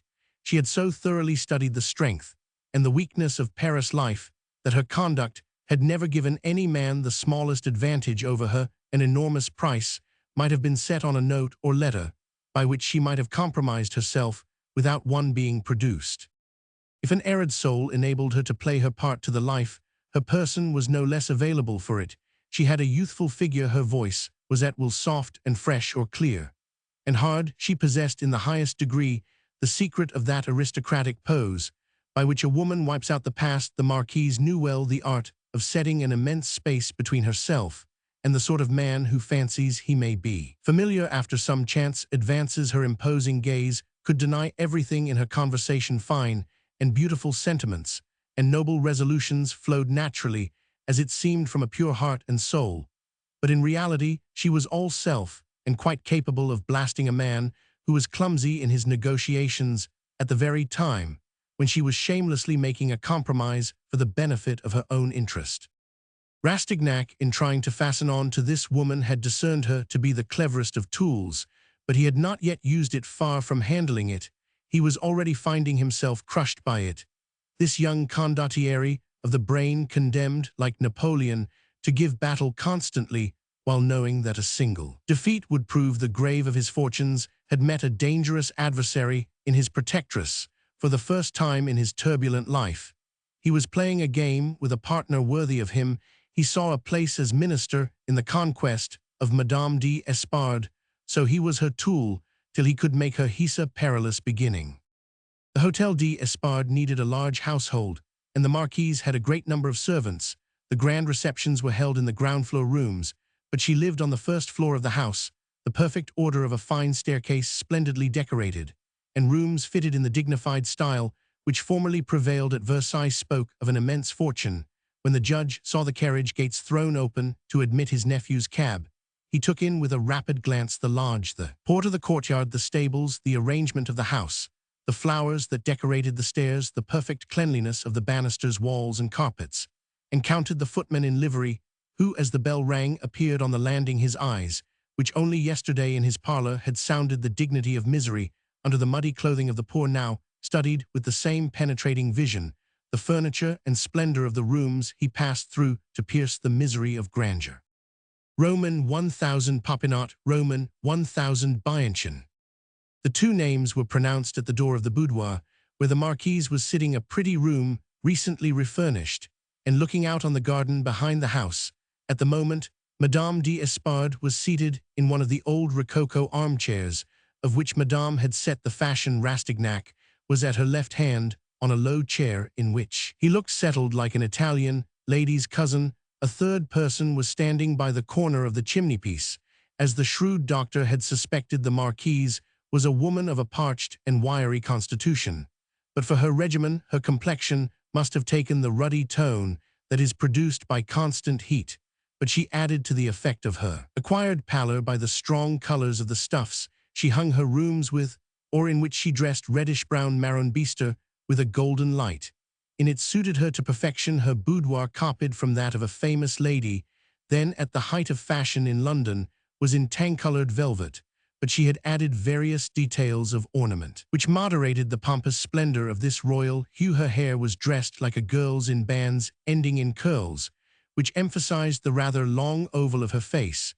But an oval face is as majestic as a round one is ignoble. The mirrors cut with facets to lengthen or flatten the face, it will amply proved the rule as applied to the physiognomy. On seeing Popinot, who stood in the doorway craning his neck like a startled animal with his left hand in his pocket, and the right hand holding a hat with a greasy lining, the Marquise gave Rastignac a look, wherein lay a germ of mockery. The good man's rather foolish appearance was so completely in harmony with his grotesque figure and scared looks that Rastignac, catching sight of Bianchon's dejected expression of humiliation through his uncle, could not help laughing, and turned away. The Marquise bowed a greeting, and made a great effort to rise from her seat, falling back again, not without grace, with an air of apologizing for her incivility by affected weakness. At this instant, the person who was standing between the fireplace and the door bowed slightly, and pushed forward two chairs, which he offered by a gesture to the doctor and the judge. Then, when they had seated themselves, he leaned against the wall again, crossing his arms. A word as to this man. There is living now in our day a painter de camps who possesses in the very highest degree the art of commanding your interest in everything he sets before your eyes, whether it be a stone or a man in this respect. His pencil is more skillful than his brush. He will sketch an empty room and leave. Broom against the wall, if he chooses. You shall shudder, you shall believe that this broom has just been the instrument of crime, and is dripping with blood. It shall be the broom which the widow Bankel used to clean out the room where Fualders was murdered. Yes, the painter will touzle that broom like a man in a rage. He will make each hair of it stand wound as though it were on your own bristling scalp. He will make it the interpreter between the secret poem of his imagination and the poem that shall have its birth in yours. After terrifying you by the aspect of that broom tomorrow, he will draw another, and lying by it a cat asleep, but mysterious in its sleep, shall tell you that this broom is that on which the wife of a German cobbler rides off to the Sabbath on the Brocken. Or it will be a quite harmless broom on which he will hang the coat of a clerk in the Treasury de Camps, had in his brush what Paganini had in his boa, magnetically communicative power. Well, I should have to transfer to my style that striking genius, that marvelous knack of the pencil, to depict the upright, tall, lean man, dressed in black with black hair, who stood there without speaking a word. This gentleman had a face like a knife blade, cold and harsh, with a color like Seine water, when it was muddy and strewn with fragments of charcoal from a sunken barge. He looked at the floor, listening and passing judgment. His attitude was terrifying. He stood there like the dreadful broom to which de Camps has given the power of revealing a crime now. And then, in the course of conversation, the Marquise tried to get some tacit advice, but however eager her questioning, he was as grave and as rigid as the statue of the commendator. The worthy Popinot, sitting on the edge of his chair in front of the fire, his hat between his knees, stared at the gilt chandeliers, the clock, and the curiosities with which the chimney shelf was covered, the velvet and trimmings of the curtains, and all the costly and elegant nothings that a woman of fashion collects about her. He was roused from his homely meditations by Madame d'Espard, who addressed him in a piping tone. "Monsieur, I owe you a million thanks." "A million thanks," thought he to himself, "that is too many, it does not mean one. For the trouble you condescend." Condescend, thought he, she is laughing at me. To take in coming to see an unhappy client who is too ill to go out. Here the lawyer cut the Marquise short by giving her an inquisitorial look, examining the sanitary condition of the unhappy client. "As sound as a bell," said he to himself. "Madame," said he, assuming a respectful mien, "you owe me nothing, although my visit to you is not in strict accordance with the practice of the court. We ought to spare no pains to discover the truth in cases of this kind. Our judgment is then guided less by the letter of the law than by the promptings of our conscience, whether I seek the truth here or in my own consulting room, so long as I find it, all will be well." While Popinot was speaking, Rastignac was shaking hands with Bianchon. The Marquise welcomed the doctor with a little bow full of gracious significance. "Who is that?" asked Bianchon in a whisper of Rastignac, indicating the dark man. "The Chevalier d'Espard, the Marquis' brother." "Your nephew told me," said the Marquise to Popinot, "how much you are occupied, and I know too that you are so good as to wish to conceal your kind actions, so as to release those whom you oblige from the burden of gratitude. The work in court is most fatiguing, it would seem. Why have they not twice as many judges?" "Ah, madame, that would not be difficult. We should be none the worse if they had, but when that happens, fowls will cut their teeth." As he heard this speech so entirely in character with the lawyer's appearance, the Chevalier measured him from head to foot out of one eye, as much as to say, "We shall easily manage him."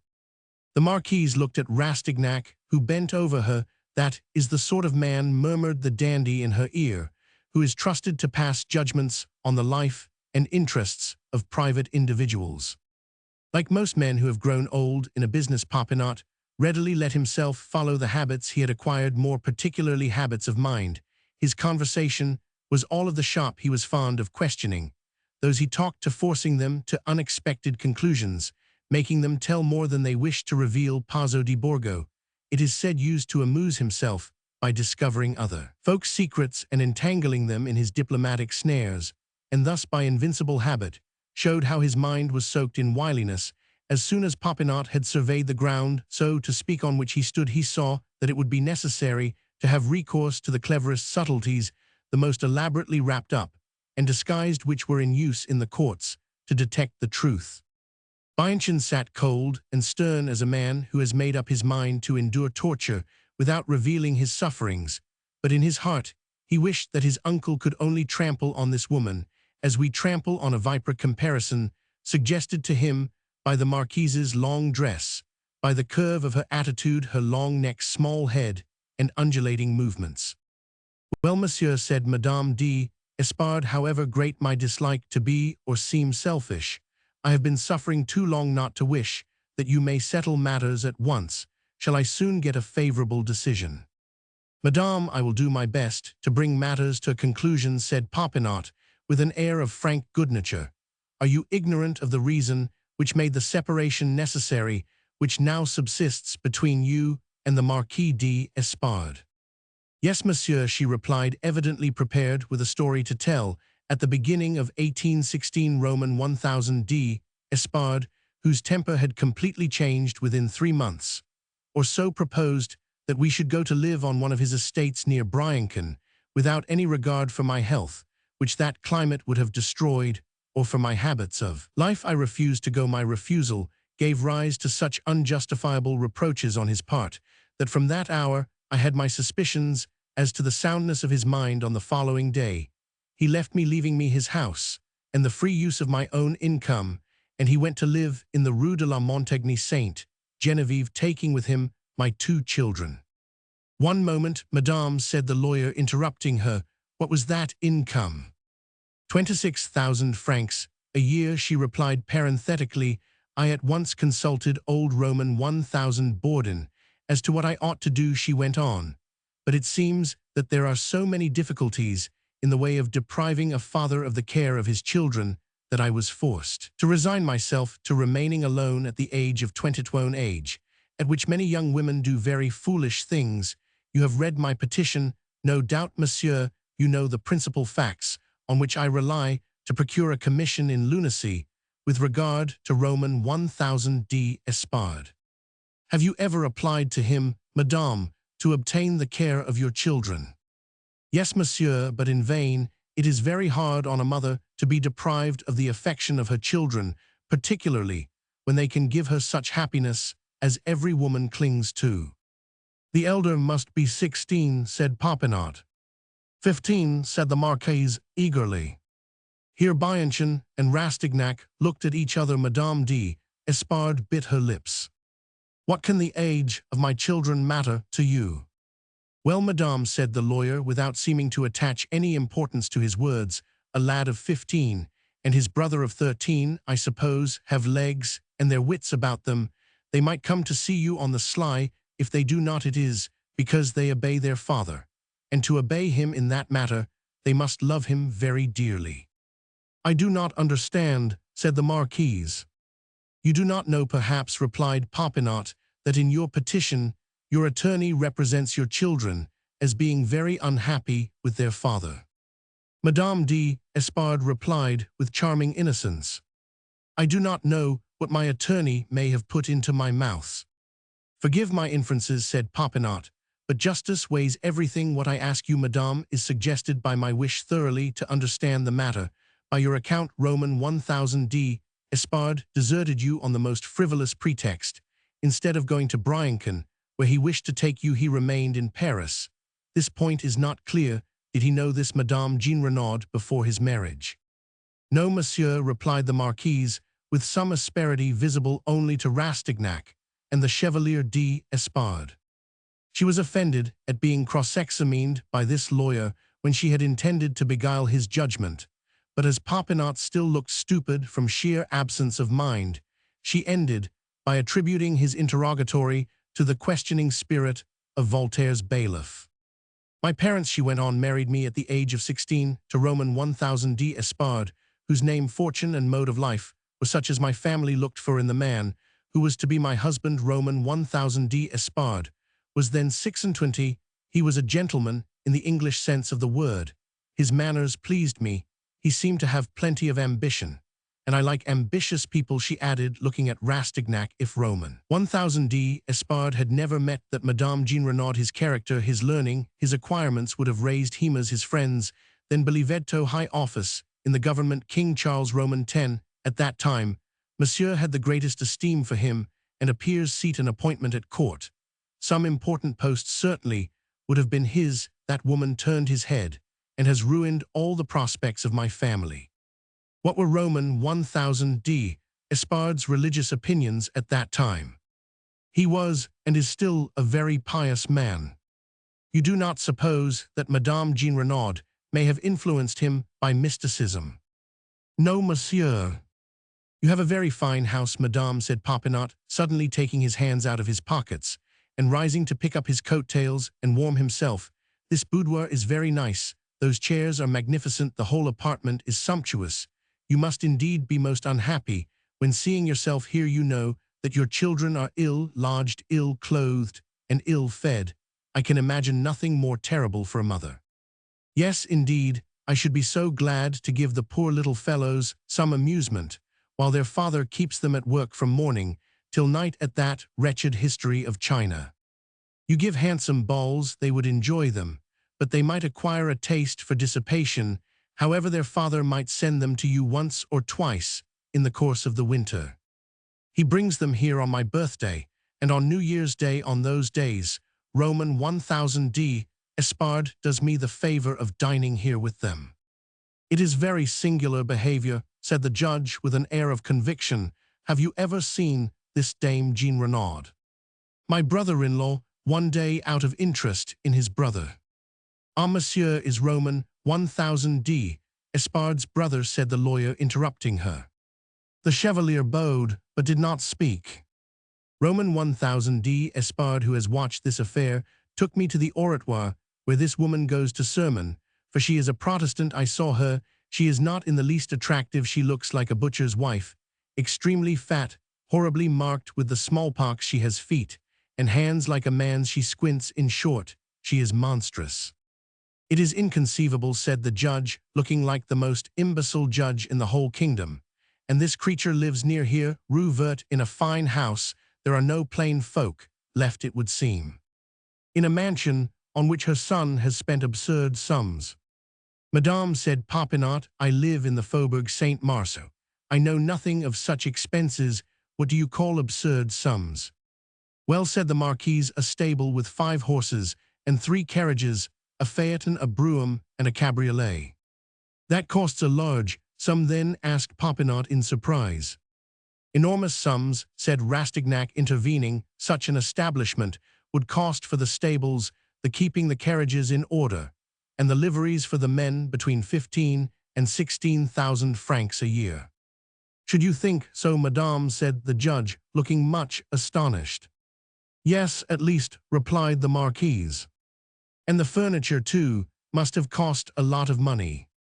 More than 100,000 francs, replied Madame d'Espard, who could not help smiling at the lawyer's vulgarity. Judges, madame, are apt to be incredulous. It is what they are paid for, and I am incredulous. The Baron Jean Renaud and his mother must have fleeced Roman 1000 Espard most preposterously.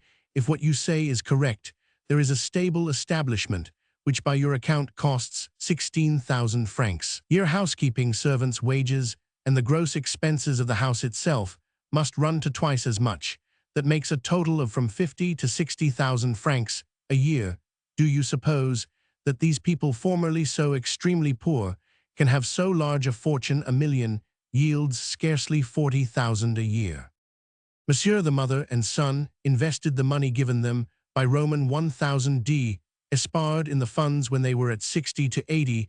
I should think their income must be more than 60,000 francs, and then the son has fine appointments. If they spend 60,000 francs a year, said the judge, how much do you spend? Well, said Madame d'Espard, about the same. The chevalier started a little. The marquise colored. Bianchon looked at Rastignac, but Popinot preserved an expression of simplicity which quite deceived Madame d'Espard. The chevalier took no part in the conversation. He saw that all was lost. These people, madame, might be indicted before the superior court, said Popinot. That was my opinion, exclaimed the Marquise, enchanted. If threatened with the police, they would have come to terms. Madame, said Popinot, when Roman 1000 Espard left, did he not give you a power of attorney enabling you to manage and control your own affairs?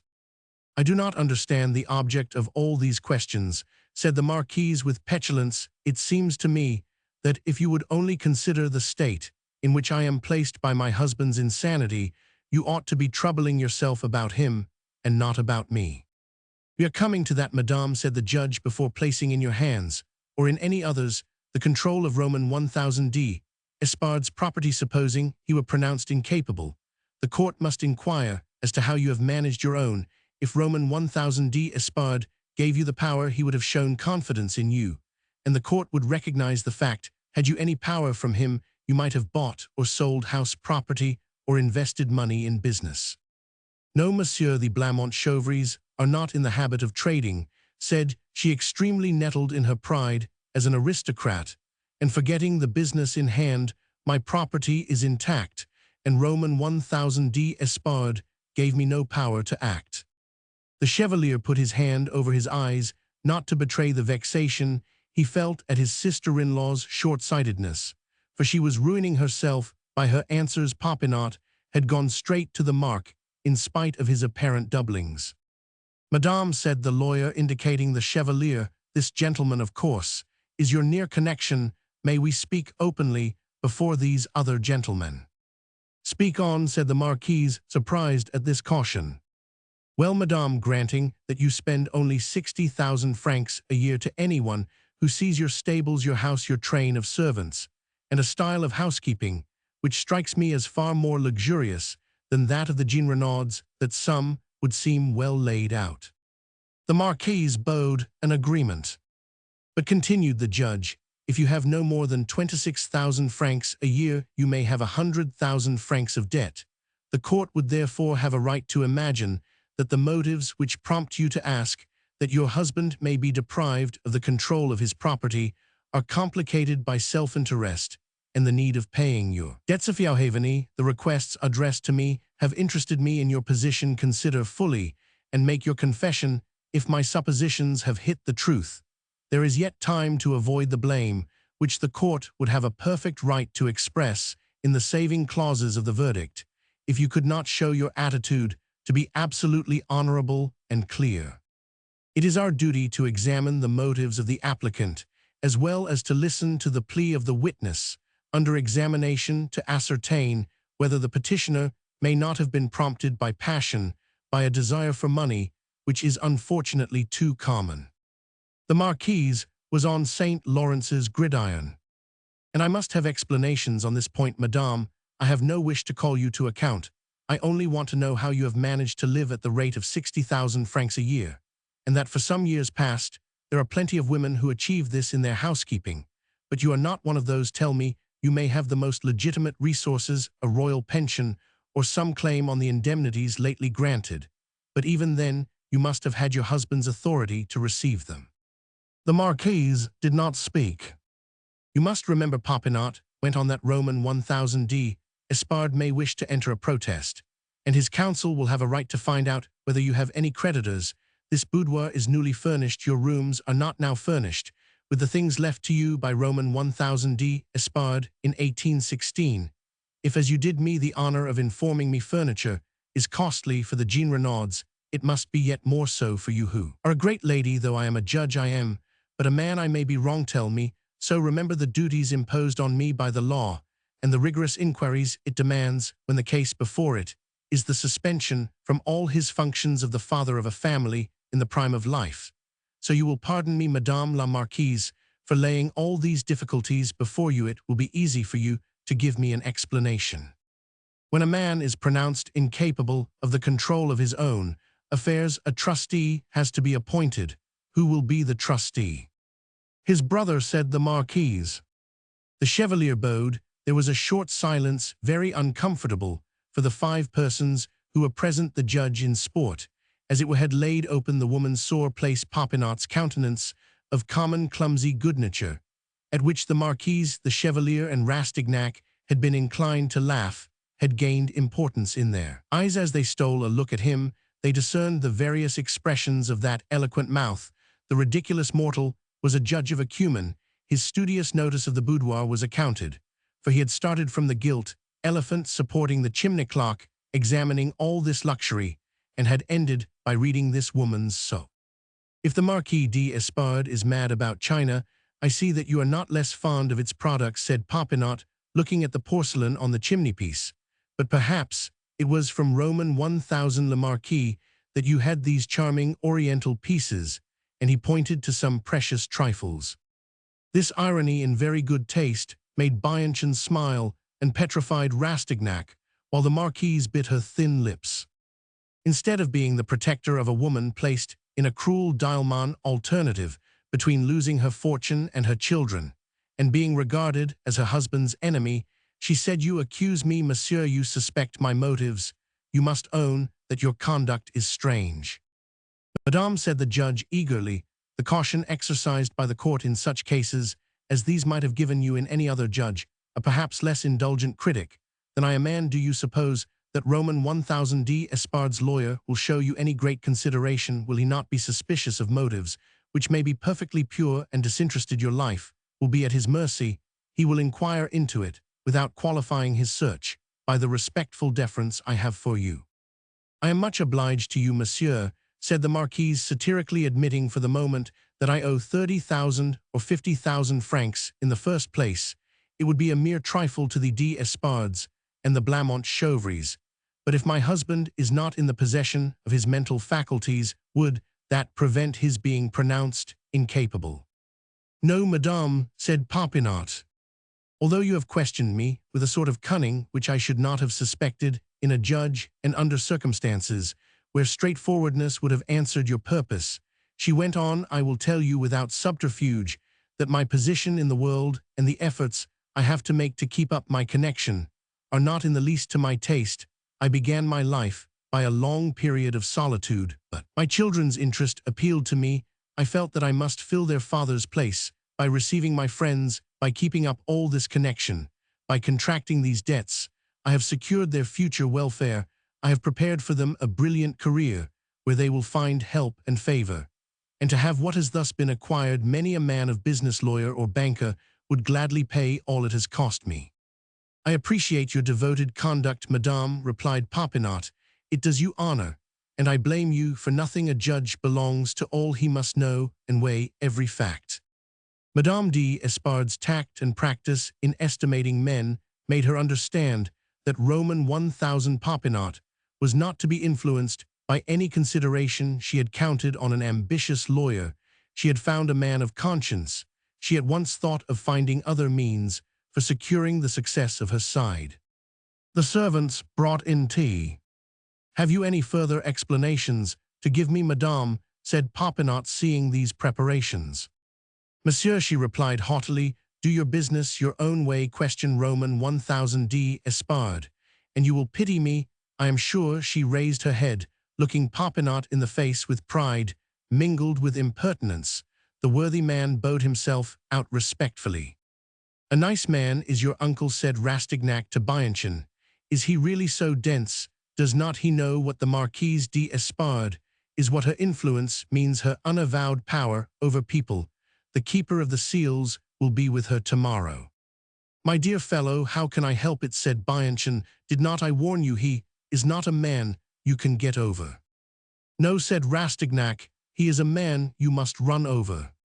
The doctor was obliged to make his bow to the Marquise and her mute chevalier to catch up Popinot, who, not being the man to endure an embarrassing position, was pacing through the rooms.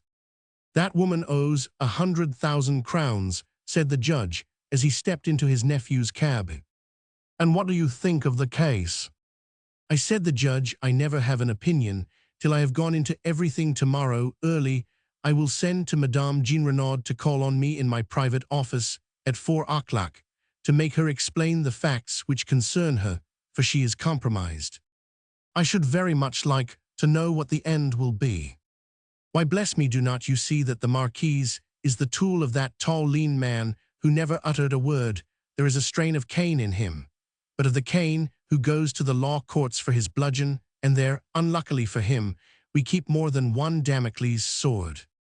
"O Rastignac, what brought you into that boat, I wonder," exclaimed Bianchon. "Ah, we are used to seeing these little family conspiracies," said Popinot. "Not a year passes without a number of verdicts of insufficient evidence against applications of this kind in our state of society. Such an attempt brings no dishonor, while we send a poor devil to the galleys who breaks a pane of glass dividing him from a bowl full of gold. Our code is not faultless. But these are the facts. My boy, do you not know all the judicial romances with which clients impose on their attorneys? If the attorneys condemned themselves to state nothing but the truth, they would not earn enough to keep their office open. Next day at 4 in the afternoon, a very stout dame looking a good deal like a cask, dressed up in a gown and belt mounted, Judge Popinot's stairs, perspiring and panting. She had with great difficulty got out of a green landau, which suited her to a miracle. You could not think of the woman without the landau, or the landau without the woman. "It is I, my dear sir," said she, appearing in the doorway of the judge's room, "Madame Jean Renaud, whom you summoned exactly as if I were a thief, neither more nor less." The common words were spoken in a common voice, broken by the wheezing of asthma and ending in a cough. "When I go through a damp place, I can't tell you what I suffer, sir. I shall never make old bones, saving your presence. However, here I am." The lawyer was quite amazed at the appearance of this supposed Marechal d'Ancre. Madame Jean Renaud's face was pitted with an infinite number of little holes, was very red with a pug nose and a low forehead, and was as round as a ball, for everything about the good woman was round. She had the bright eyes of a country woman, an honest gaze, a cheerful tone, and chestnut hair held in place by a bonnet cap under a green bonnet decked with a shabby bunch of auriculars. Her stupendous bust was a thing to laugh at, for it made one fear some grotesque explosion. Every time she coughed, her enormous legs were of the shape which make the Paris street boy describe such a woman as being built on piles. The widow wore a green gown trimmed with chinchilla, which looked on her as a splash of dirty oil would look on a bride's veil. In short, everything about her harmonized with her last words, "Here I am." "Madame," said Popinot, "you are suspected of having used some seductive arts to induce Roman 1000 D. Espard to hand over to you very considerable sums of money." Of what," cried she, "of seductive arts? But, my dear sir, you are a man to be respected, and moreover, as a lawyer, you ought to have some good sense. Look at me, tell me, if I am likely to seduce anyone I cannot tie my own shoes, nor even stoop for. These 20 years past, the Lord be praised, I have not dared to put on a pair of stays under pain of sudden death. I was as thin as an asparagus stalk when I was 17, and pretty too, I may say so now. So I married Jean Renaud, a good fellow and headman. On the salt barges, I had my boy, who is a fine young man. He is my pride, and it is not holding myself cheap to say he is my best piece of work. My little Jean Renaud was a soldier who did Napoleon credit, and who served in the Imperial Guard. But alas, at the death of my old man, who was drowned, times changed for the worse. I had the smallpox. I was kept 2 years in my room without stirring, and I came out of it the size you see me, hideous forever and as wretched as could be. These are my seductive arts. But what then can the reasons be that have induced Roman 1000 D. Espard to give you sums? Hugeous sums, monsieur. Say the word, I do not mind, but as to his reasons, I am not at liberty to explain them. You are wrong at this moment. His family, very naturally alarmed, are about to bring an action." "Heavens above us," said the good woman, starting up. "Is it possible that he should be worried on my account, that king of men, a man that has not his match, rather than he should have the smallest trouble or hair less on his head? I could almost say we would return every sou, monsieur. Write that down on your papers. Heaven above us. I will go at once and tell Jean Renaud what is going on. A pretty thing indeed." And the little old woman went out, rolled herself downstairs, and disappeared. "That one tells no lies," said Popinot to himself. "Well, tomorrow I shall know the whole story, for I shall go to see the Marquis d'Espard."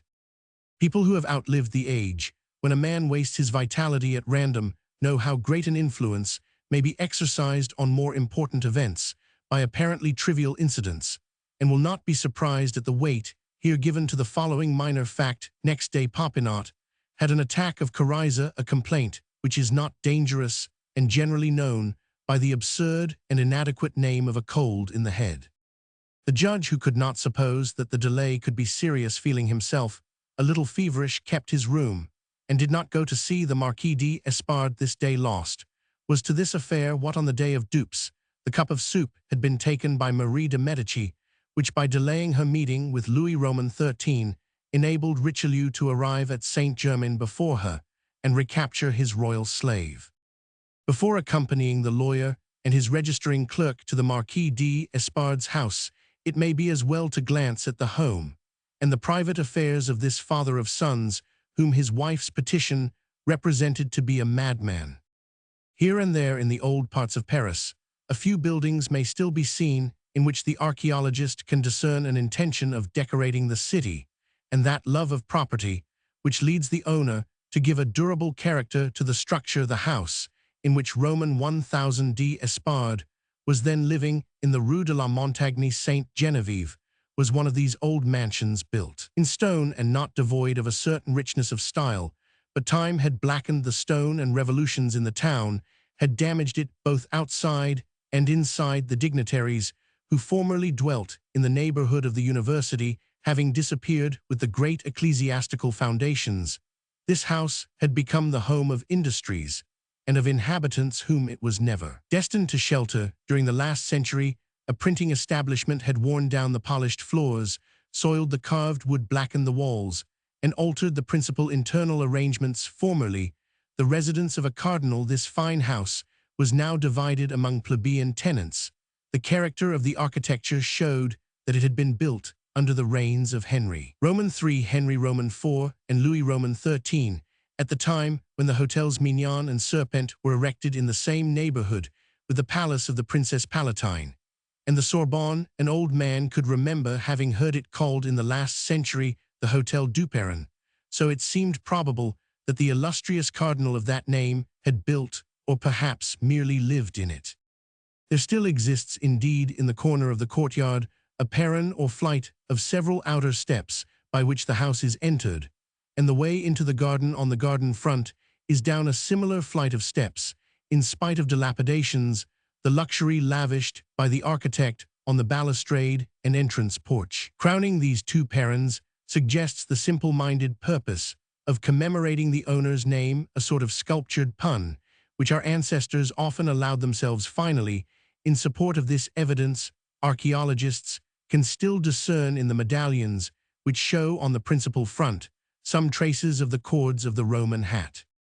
Roman 1000, Le Marquis d'Espard lived on the ground floor in order, no doubt, to enjoy the garden which might be called spacious for that neighborhood, and which lay open for his children's health. The situation of the house, in a street on a steep hill, as its name indicates, secured these ground floor rooms against ever being damp. Roman 1000 d'Espard had taken them, no doubt, for a very moderate price, rents being low at the time when he settled in that quarter, in order to be among the schools and to superintend his boy's education. Moreover, the state in which he found the place, with everything to repair, had no doubt induced the owner to be accommodating. Thus Roman 1000 d'Espard had been able to go to some expense to settle himself suitably without being accused of extravagance. The loftiness of the rooms, the paneling of which nothing survived but the frames, the decoration of the ceilings, all displayed the dignity which the prelacy stamped on whatever it attempted or created, and which artists discern to this day in the smallest relic that remains, though it be but a book, a dress, the panel of a bookcase, or an armchair. The Marquis had the rooms painted in the rich brown tones loved of the Dutch and of the citizens of old Paris, hues which lend such good effects to the painter of genre. The panels were hung with plain paper in harmony with the paint. The window curtains were of inexpensive materials, but chosen so as to produce a generally happy result. The furniture was not too crowded and judiciously placed. Anyone on going into this home could not resist a sense of sweet peacefulness produced by the perfect calm, the stillness which prevailed by the unpretentious unity of color, the keeping of the picture in the words. A painter might use a certain nobleness in the details, the exquisite cleanliness of the furniture, and a perfect concord of men and things, all brought the word suavity to the lips. Few persons were admitted to the rooms used by the Marquis and his two sons, whose life might perhaps seem mysterious to their neighbors. In a wing towards the street on the third floor, there are three large rooms which had been left in the state of dilapidation and grotesque bareness, to which they had been reduced by the printing works. These three rooms, devoted to the evolution of the picturesque history of China, were contrived to serve as a reading room, a depository, and a private room where Roman 1000 D. Espard sat during part of the day, for after breakfast, till 4 in the afternoon, the Marquis remained in this room on the third floor to work at the publication. He had undertaken visitors wanting to see him, commonly found him there, and often the two boys on their return from school resorted thither. Thus the ground floor rooms were a sort of sanctuary, where the father and sons spent their time from the hour of dinner till the next day, and his domestic life was carefully closed against the public eye. His only servants were a cook, an old woman who had long been attached to his family, and a manservant 40 years old, who was with him when he married Mademoiselle de Blamont. His children's nurse had also remained with them, and the minute care to which the apartment bore witness revealed the sense of order and the maternal affections expended by this woman in her master's interest in the management of his house and the charge of his children. These three good souls, grave and uncommunicative folk, seemed to have entered into the idea which ruled the Marquis' domestic life, and the contrast between their habits and those of most servants was a peculiarity which cast an air of mystery over the house, and fomented the calumny to which Roman 1000 D. Espard himself lent occasion. Very laudable motives had made him determine never to be on visiting terms with any of the other tenants in the house. In undertaking to educate his boys, he wished to keep them from all contact with strangers. Perhaps, too, he wished to avoid the intrusion of neighbors. In a man of his rank, at a time when the Quartier Latin was distracted by liberalism, such conduct was sure to rouse in opposition a host of petty passions, of feelings whose folly is only to be measured by their meanness, the outcome of porters' gossip and malevolent tattle from door to door, all unknown to Roman 1000 D. Espard and his retainers. His manservant was stigmatized as a Jesuit, his cook as a sly fox. The nurse was in collusion with Madame Jean Renaud to rob the madman. The madman was the Marquis. By degrees, the other tenants came to regard as proofs of madness a number of things they had noticed in Roman 1000 D. Espard, and passed through the sieve of their judgment without discerning any reasonable motive for them. Having no belief in the success of the history of China, they had managed to convince the landlord of the house that Roman 1000 D. Espard had no money, just at a time when, with the forgetfulness which often befalls busy men, he had allowed the tax collector to send him a summons for non-payment of arrears. The landlord forthwith claimed his quarter's rent from January 1st by sending in a receipt which the porter's wife had amused herself by detaining on the 15th.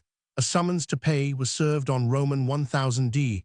Espard. The portress had delivered it at her leisure, and he supposed it to be some misunderstanding, not conceiving of any incivility from a man in whose house he had been living for 12 years.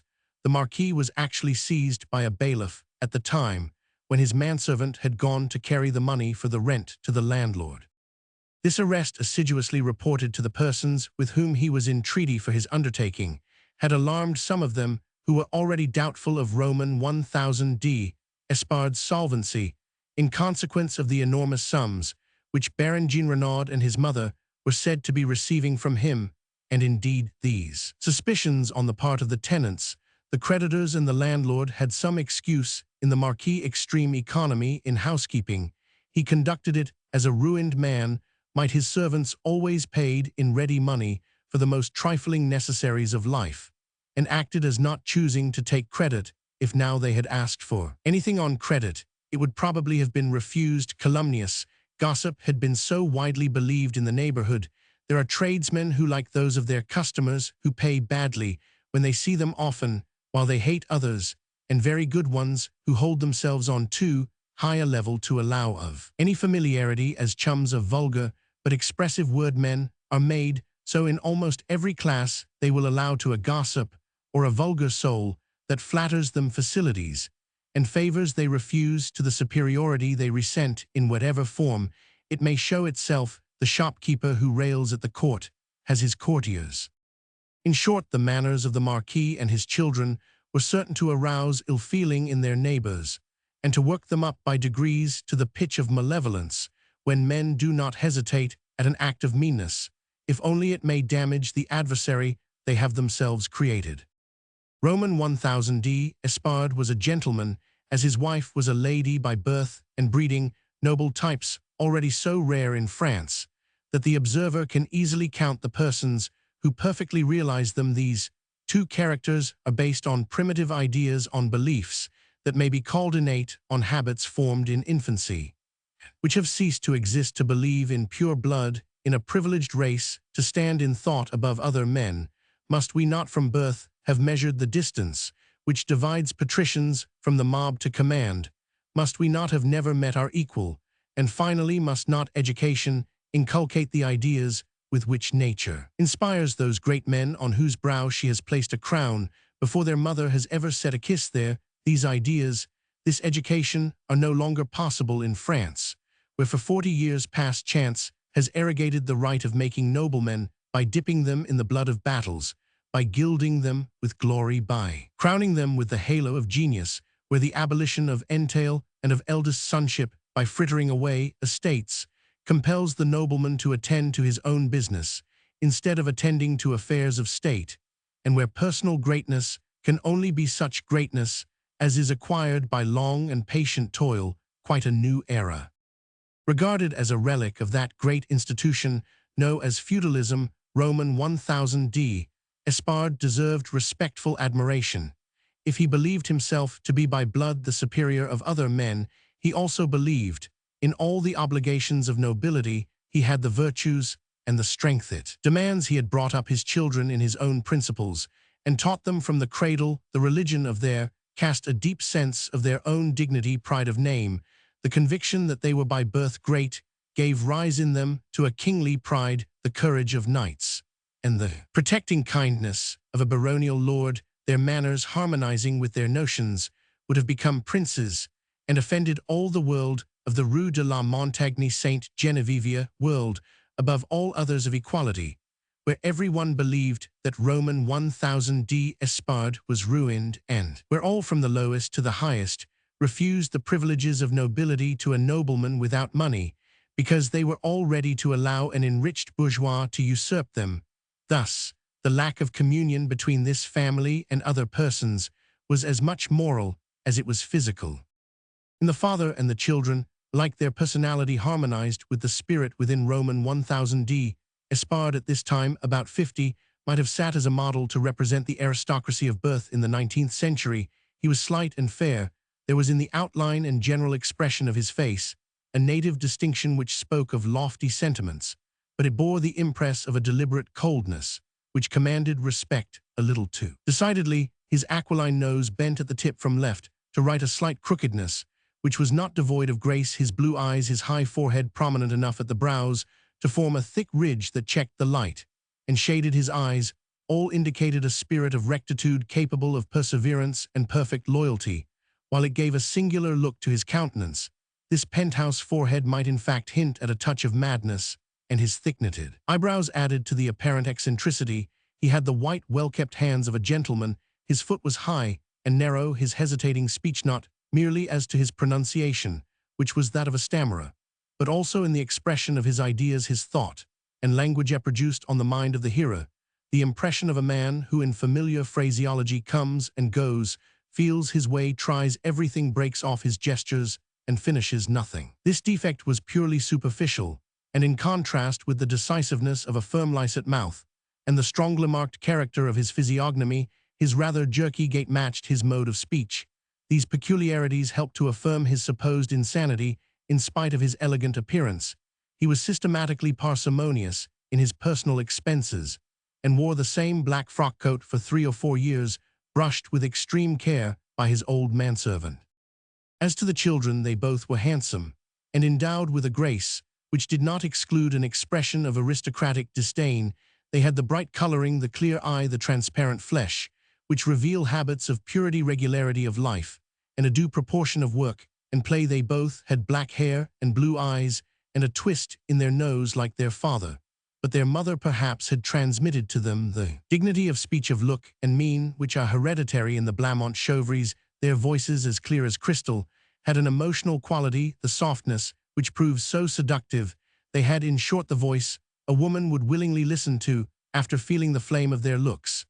But above all, they had the modesty of pride, a chaste reserve, a touchmanot, which at a maturer age might have seemed intentional coyness. So much did their demeanor inspire a wish to know them. The elder Count Clement de Negrepellis was close upon his 16th year. For the last 2 years, he had ceased to wear the pretty English round jacket, which his brother Vicomte Camille d'Espard still wore. The Count, who for the last 6 months went no more to the college Henry Roman IV, was dressed in the style of a young man enjoying the first pleasures of fashion. His father had not wished to condemn him to a year's useless study of philosophy. He was trying to give his knowledge some consistency by the study of transcendental mathematics. At the same time, the Marquis was having him taught Eastern languages, the international law of Europe, heraldry and history, from the original sources, charters, early documents, and collections of edicts. Camille had lately begun to study rhetoric. The day when Popinot arranged to go to question Roman 1000 d'Espard was a Thursday, a holiday. At about 9 in the morning, before their father was awake, the brothers were playing in the garden. Clement was finding it hard to refuse his brother, who was anxious to go to the shooting gallery for the first time, and who begged him to second his request to the Marquis. The Viscount always rather took advantage of his weakness, and was very fond of wrestling with his brother, so the couple were quarreling and fighting in play like schoolboys. As they ran in the garden chasing each other, they made so much noise as to wake their father, who came to the window without their perceiving him. In the heat of the fray, the Marquis amused himself with watching his 2 children twisted together like snakes, their faces flushed by the exertion of their strength.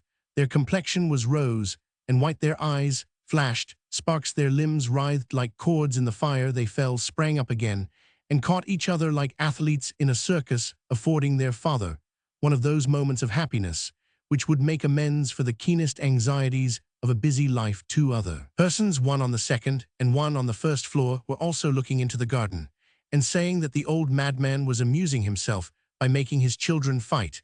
Immediately a number of heads appeared at the windows.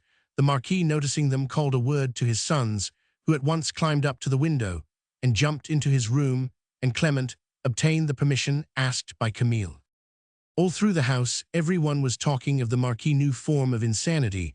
When Popinot arrived at about 12 o'clock, accompanied by his clerk, the portress, when asked for Roman 1000 d'Espard, conducted him to the 3rd floor, telling him as how Roman 1000 d'Espard no longer ago than that very morning had set on his 2 children to fight, and laughed like the monster he was on seeing the younger biting the elder till he bled, and as how no doubt he longed to see them kill each other. Don't ask me the reason why, she added. He doesn't show himself. Just as the woman spoke these decisive words, she had brought the judge to the landing on the 3rd floor, face to face with a door covered with notices announcing the successive numbers of the picturesque history of China. The muddy floor, the dirty banisters, the door where the printers had left their marks, the dilapidated window, and the ceiling on which the apprentices had amused themselves with drawing monstrosities with the smoky flare of their tallow dips, the piles of paper and litter heaped up in the corners intentionally, or from sheer neglect. In short, every detail of the picture lying before his eyes agreed so well with the facts alleged by the Marquis that the judge, in spite of his impartiality, could not help believing them. "There you are, gentlemen," said the porter's wife. "There is the manufacture where the Chinese swallow up enough to feed the whole neighborhood." The clerk looked at the judge with a smile, and Popinot found it hard to keep his countenance. They went together into the outer room, where sat an old man who no doubt performed the functions of office clerk, shopman, and cashier. This old man was the Maître Jacques of China. Along the walls ran long shelves on which the published numbers lay in piles, a partition in wood, with a grating lined with green curtains cut off the end of the room, forming a private office, till with a slit to admit or disgorge crown pieces, indicated the cash desk. "Roman 1000 d'Espard," said Popinot, addressing the man, who wore a grey blouse. The shopman opened the door into the next room, where the lawyer and his companion saw a venerable old man, white-headed and simply dressed, wearing the cross of St. Louis, seated at a desk. He ceased comparing some sheets of colored prints to look up at the two visitors. This room was an unpretentious office, full of books and proof sheets. There was a black wood table, at which someone at the moment, absent no doubt, was accustomed to work. "The Marquis d'Espard," said Popinot. "No, monsieur," said the old man, rising. "What do you want with him?" he added, coming forward, and showing by his demeanor the dignified manners and habits due to a gentlemanly education. "We wish to speak with him on business exclusively personal to himself," replied Popinot. "D'Espard, here are some gentlemen who want to see you," then said the old man, going into the furthest room, where the Marquis was sitting by the fire, reading the newspaper. This innermost room had a shabby carpet, the windows were hung with grey Holland curtains, the furniture consisted of a few mahogany chairs, 2 armchairs, a desk with a revolving front, an ordinary office table, and on the chimney shelf a dingy clock and 2 old candlesticks. The old man led the way for Popinot and his registrar, and pulled forward 2 chairs, as though he were master of the place. Roman 1000 d'Espard left it to him after the preliminary civilities, during which the judge watched the supposed lunatic.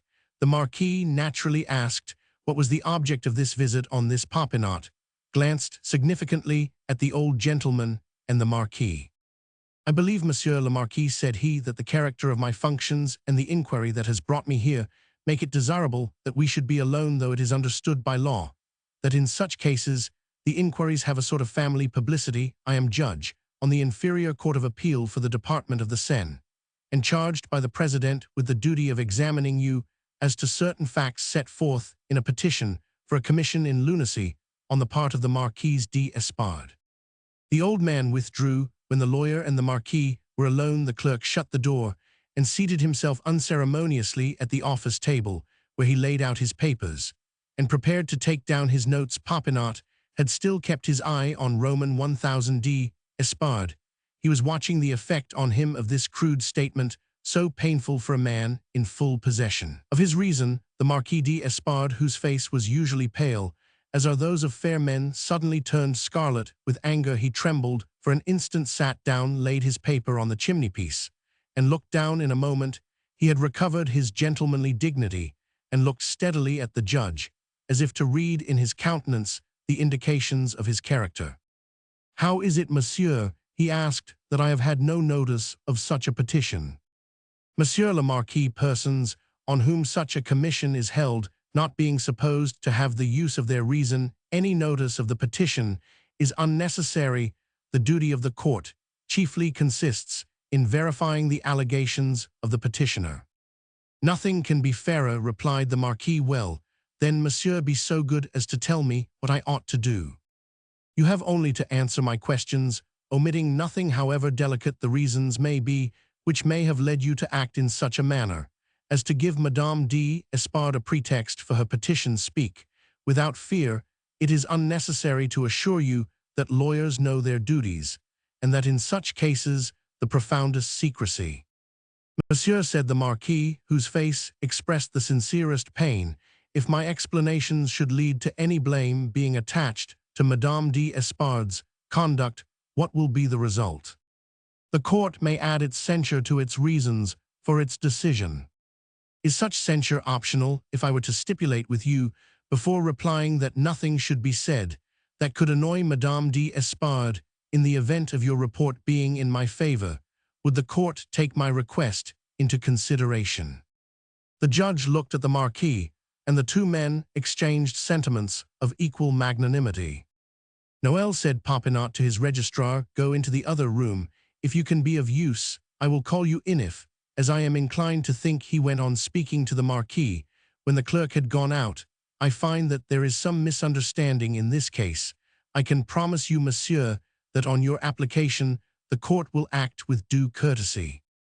There is a leading fact put forward by Madame d'Espard, the most serious of all of which I must beg for an explanation," said the judge, after a pause. "It refers to the dissipation of your fortune to the advantage of a certain Madame Jean Renaud, the widow of a bargemaster, rather to that of her son Colonel Jean Renaud, for whom you are said to have procured an appointment, to have exhausted your influence with the king, and at last to have extended such protection as secures him a good marriage. The petition suggests that such a friendship is more devoted than any feelings, even those which morality must disapprove. A sudden flush crimsoned the Marquis' face, and forehead tears even started to his eyes, for his eyelashes were wet. Then wholesome pride crushed the emotions which in a man are accounted a weakness. "To tell you the truth, monsieur," said the Marquis in a broken voice, "you place me in a strange dilemma.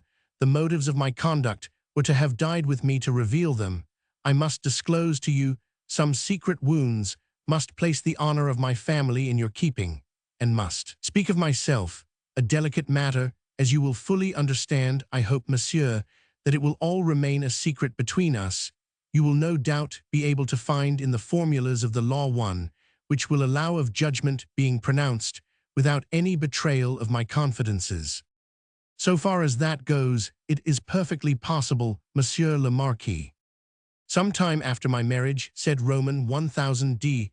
Espard, "my wife having run into considerable expenses, I was obliged to have recourse to borrowing. You know what was the position of noble families. During the Revolution, I had not been able to keep a steward or a man of business. Nowadays, gentlemen are for the most part obliged to manage their affairs themselves. Most of my title deeds had been brought to Paris from Languedoc-Provence or Le Comtat by my father, who dreaded, and not without reason, the Inquisition, which family title deeds, and what was then styled the parchments of the privileged class, brought down on the owners. Our name is Negrepellis d'Espard, is a title acquired in the time of Henry Roman IV by a marriage, which brought us the estates and titles of the house of d'Espard, on condition of our bearing an escutcheon of pretence on our coat of arms, those of the house of d'Espard, an old family of Béarn, connected in the female line with that of Albert Quarterly Paley of Or and Sable, and Azure, 2 griffins, claws, armed gules in saltire, with the famous motto Des Partum Leonis. At the time of this alliance, we lost Negrepellis, a little town, which was as famous during the religious struggles as was my ancestor, who then bore the name Captain de Negrepellis, was ruined by the burning of all his property, for the Protestants did not spare a friend of Montlux. The crown was unjust to Roman 1000 de Negrepellis. He received neither a marshal's baton, nor a post as governor, nor any indemnity. King Charles Roman IX, who was fond of him, died. Without being able to reward him, Henry Roman IV arranged his marriage with Mademoiselle d'Espard, and secured him the estates of that house, but all those of the Negrepellises had already passed into the hands of his creditors. My great-grandfather, the Marquis d'Espard, was like me, placed early in life at the head of his family by the death of his father, who, after dissipating his wife's fortune, left his son nothing but the entailed estates of the d'Espards. Burdened with a jointure, the young Marquis was all the more straitened for money, because he held a post at court. Being in great favor with Louis Roman XIV, the king's goodwill brought him a fortune, but here Monsieur a blot stained our escutcheon, an unconfessed and horrible stain of blood and disgrace, which I am making it my business to wipe out. I discovered the secret among the deeds relating to the estate of Negrepellis and the packets of letters." At this solemn moment, the Marquis spoke without hesitation or any of the repetition habitual with him. But it is a matter of common observation that persons who in ordinary life are afflicted with these two defects are freed from them as soon as any passionate emotion underlies their speech. The revocation of the Edict of Nantes was decreed. He went on. You are no doubt aware, monsieur, that this was an opportunity for many favorites to make their fortunes. Louis Roman XIV bestowed on the magnates about his court the confiscated lands of those Protestant families who did not take the prescribed steps for the sale of their property. Some persons in high favor went Protestanthunting, as the phrase was. I have ascertained beyond a doubt that the fortune enjoyed to this day by two ducal families is derived from lands seized from hapless merchants. I will not attempt to explain to you, a man of law, all the maneuvers employed to entrap the refugees who had large fortunes to carry away. It is enough to say that the lands of Negrepellis, comprising 22 churches and rights over the town, and those of Gravenges, which had formerly belonged to us, were at that time in the hands of a Protestant family. My grandfather recovered them by gift from Louis Roman XIV. This gift was effected by documents hallmarked by atrocious iniquity. The owner of these two estates, thinking he would be able to return, had gone through the form of a sale, and was going to Switzerland to join his family whom he had sent in advance. He wished no doubt to take advantage of every delay granted by the law so as to settle the concerns of his business. This man was arrested by order of the governor. The trustee confessed the truth, the poor merchant was hanged, and my ancestor had the two estates. I would gladly have been able to ignore the share he took in the plot, but the governor was his uncle on the mother's side, and I have unfortunately read the letter in which he begged him to apply to Deodatus, the name agreed upon by the court to designate the king. In this letter there is a tone of jocosity with reference to the victim, which filled me with horror in the end. The sums of money sent by the refugee family to ransom the poor man were kept by the governor, who dispatched the merchant all the same. The Marquis paused, as though the memory of it was still too heavy for him to bear. This unfortunate family were named Jean Renaud. He went on. That name is enough to account for my conduct. I could never think without keen pain of the secret disgrace that weighed on my family. That fortune enabled my grandfather to marry a demoiselle de Navarreins Lansac, heiress to the younger branch of that house, who were at that time much richer than the elder branch of the Navarreins. My father thus became one of the largest landowners in the kingdom. He was able to marry my mother, a grandlou of the younger branch. Though ill-gotten, this property has been singularly profitable. For my part, being determined to remedy the mischief, I wrote to Switzerland and knew no peace till I was on the traces of the Protestant victims' heirs. At last I discovered that the Jean Renauds, reduced to abject want, had left Fribourg and returned to live in France. Finally, I found a Roman 1000 Jean Renaud, lieutenant in a cavalry regiment under Napoleon, the sole heir of this unhappy family. In my eyes, monsieur, the rights of the Jean Renauds were clear. To establish a prescriptive right, is it not necessary that there should have been some possibility of proceeding against those who are in the enjoyment of it? To whom could these refugees have appealed? Their court of justice was on high, or rather, monsieur, it was here. And the Marquis struck his hand on his heart. I did not choose that my children should be able to think of me as I have thought of my father and of my ancestors. I aim at leaving them an unblemished inheritance and a scutcheon. I did not choose that nobility should be a lie in my person.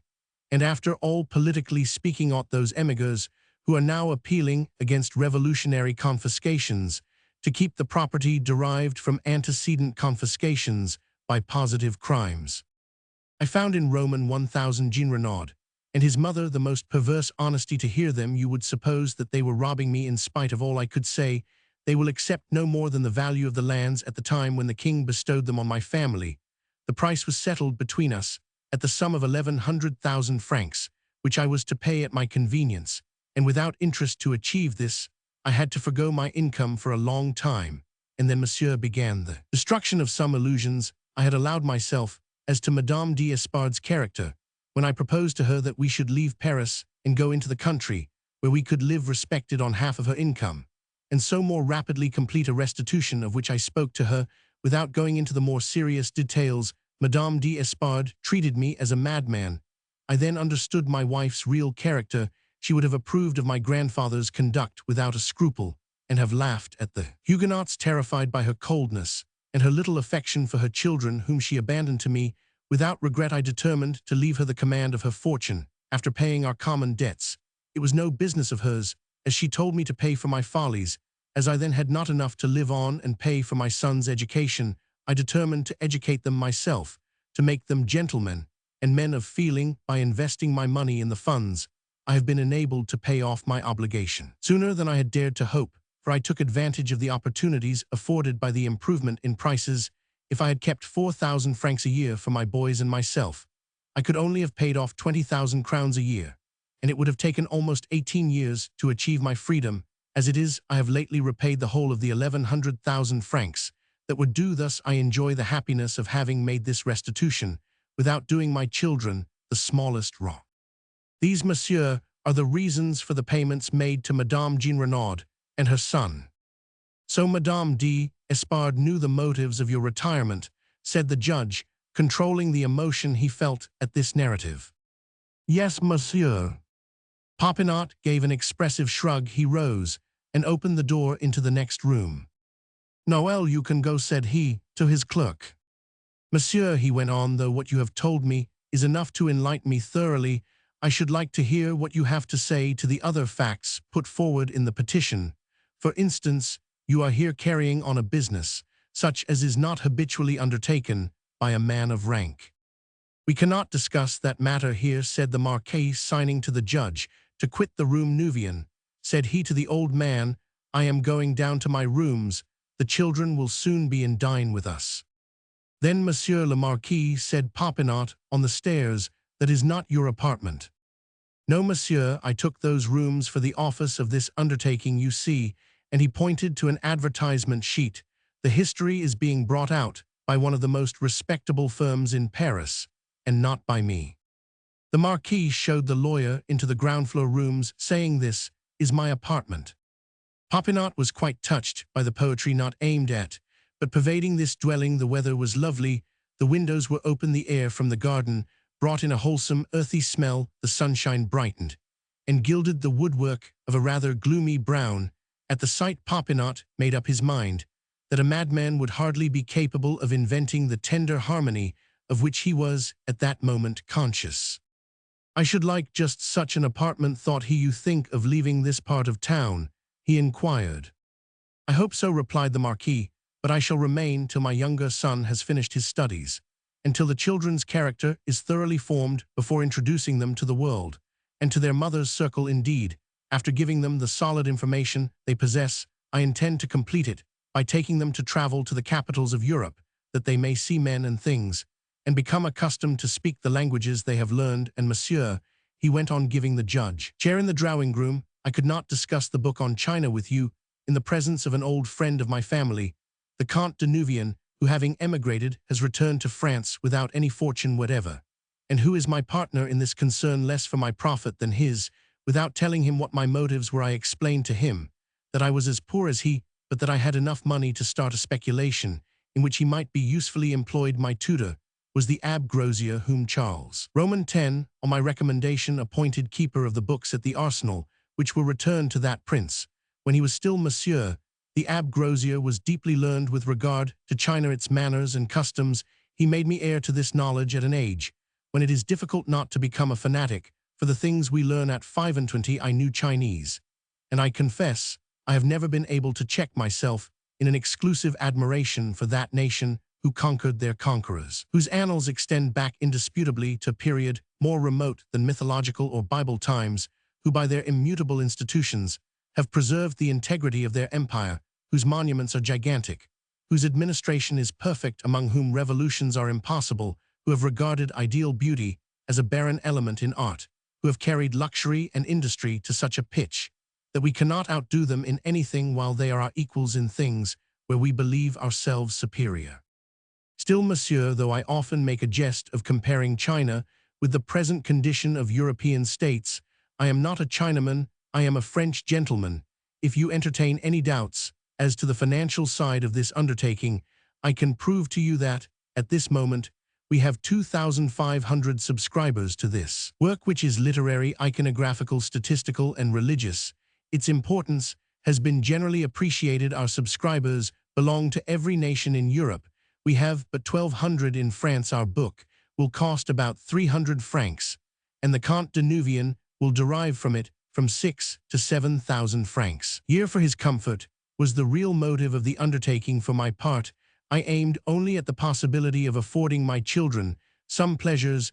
The 100,000 francs I have made, quite in spite of myself, will pay for their fencing lessons, horses' dress, and theaters, pay the masters who teach them accomplishments, procure them canvases to spoil the books they may wish to buy, in short, all the little fancies which a father finds so much pleasure in gratifying. If I had been compelled to refuse these indulgences to my poor boys, who are so good and work so hard, the sacrifice I made to the honor of my name would have been doubly painful.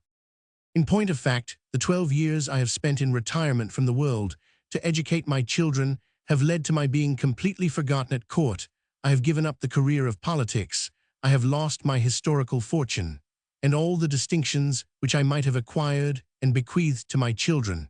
But our house will have lost nothing. My boys will be men of mark. Though I have missed the senatorship, they will win it nobly by devoting themselves to the affairs of the country and doing such service as is not soon forgotten. While purifying the past record of my family, I have ensured it a glorious future. And is not that to have achieved a noble task, though in secret and without glory? And now, monsieur, have you any other explanations to ask me? At this instant, the tramp of horses was heard in the courtyard.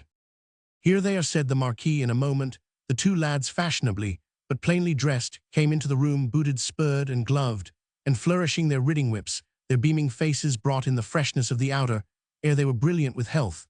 They both grasped their father's hand, giving him a look as friends do a glance of unspoken affection. And then they bowed coldly to the lawyer. Popinot felt that it was quite unnecessary to question the Marquis as to his relations towards his sons. "Have you enjoyed yourselves?" asked the Marquis. "Yes, father, I knocked down 6 dulls in 12 shots at the first trial," cried Camille. "And where did you ride?"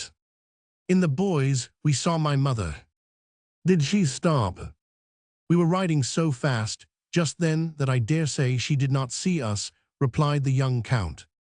"But then, why did you not go to speak to her?" "I fancy I have noticed, father, that she does not care that we should speak to her in public," said Clement, in an undertone. "We are a little too big."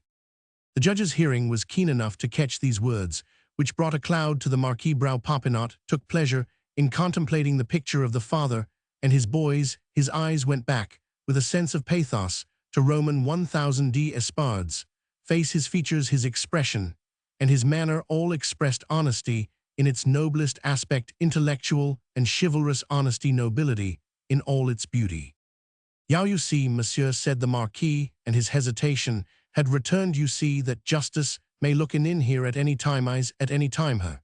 If there is anybody crazy, it can only be the children who are a little crazy about their father, and the father who is very crazy about his children. But that sort of madness rings true." At this juncture, Madame Jean Renaud's voice was heard in the anteroom, and the good woman came bustling in spite of the manservant's remonstrances. "I take no roundabout ways, I can tell you," she exclaimed. "Yes, monsieur le Marquis, I want to speak to you this very minute," she went on with a comprehensive bow to the company. "By George, and I am too late as it is, since monsieur the criminal judge is before me." "Criminal!" cried the two boys. "Good reason why I did not find you at your own house, since you are here. Well, the law is always to the fore when there is mischief brewing. I came, monsieur le Marquis, to tell you that my son and I are of one mind to give you everything back, since our honor is threatened. My son and we had rather give you back everything than cause you the smallest trouble. My word, they must be as stupid as pans without handles to call you a lunatic." "A lunatic, my father!" exclaimed the boys, clinging to the Marquis. "What is this?" "Silence, madame," said Popinot. "Children, leave us," said the Marquis. The two boys went into the garden without a word, but very much alarmed. "Madame," said the judge, "the moneys paid to you by monsieur le Marquis were legally due, though given to you in virtue of a very far-reaching theory of honesty. If all the people possessed of confiscated goods, by whatever cause, even if acquired by treachery, were compelled to make restitution every 150 years, there would be few legitimate owners in France. The possessions of Jacques Coeur enriched 20 noble families. The confiscations pronounced by the English, to the advantage of their adherents, at the time when they held a part of France, made the fortune of several princely houses. Our law allows Roman 1000 d'Espard to dispose of his income without accounting for it or suffering him to be accused of its misapplication. A commission in lunacy can only be granted when a man's actions are devoid of reason. But in this case, the remittances made to you have a reason based on the most sacred and most honorable motives. Hence, you may keep it all without remorse and leave the world to misinterpret a noble action. In Paris, the highest virtue is the object of the foulest calumny. It is unfortunately the present condition of society that makes the Marquis' actions sublime for the honor of my country. I would that such deeds were regarded as a matter of course. But as things are, I am forced by comparison to look upon Roman 1000 Espard as a man to whom a crown should be awarded, rather than that he should be threatened with a commission in lunacy.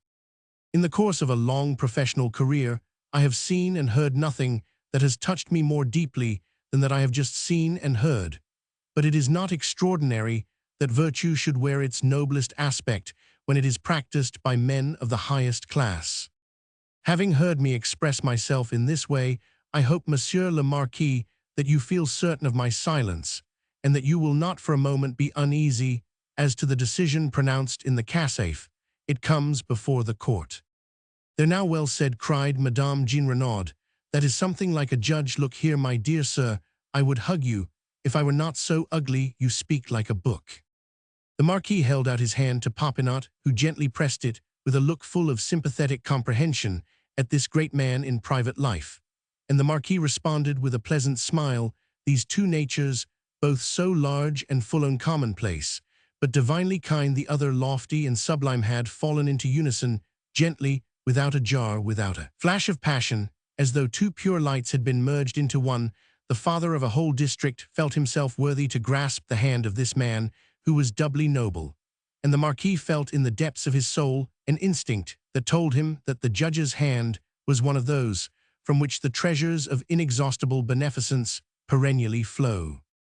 "Monsieur le Marquis," added Popinot, with a bow, "I am happy to be able to tell you that, from the first words of this inquiry, I regarded my clerk as quite unnecessary." He went close to Roman 1000 Espard, led him into the window bay, and said, "It is time that you should return home, monsieur. I believe that Madame la Marquise has acted in this matter under an influence which you ought at once to counteract." Popinot withdrew. He looked back several times as he crossed the courtyard, touched by the recollection of the scene. It was one of those which take root in the memory to blossom again in certain hours when the soul seeks consolation. "Those rooms would just suit me," said he to himself, as he reached home. "If Roman 1000 Espard leaves them, I will take up his lease." The next day at about 10 in the morning, Popinot, who had written out his report the previous evening, made his way to the Palais de Justice, intending to have prompt and righteous justice done.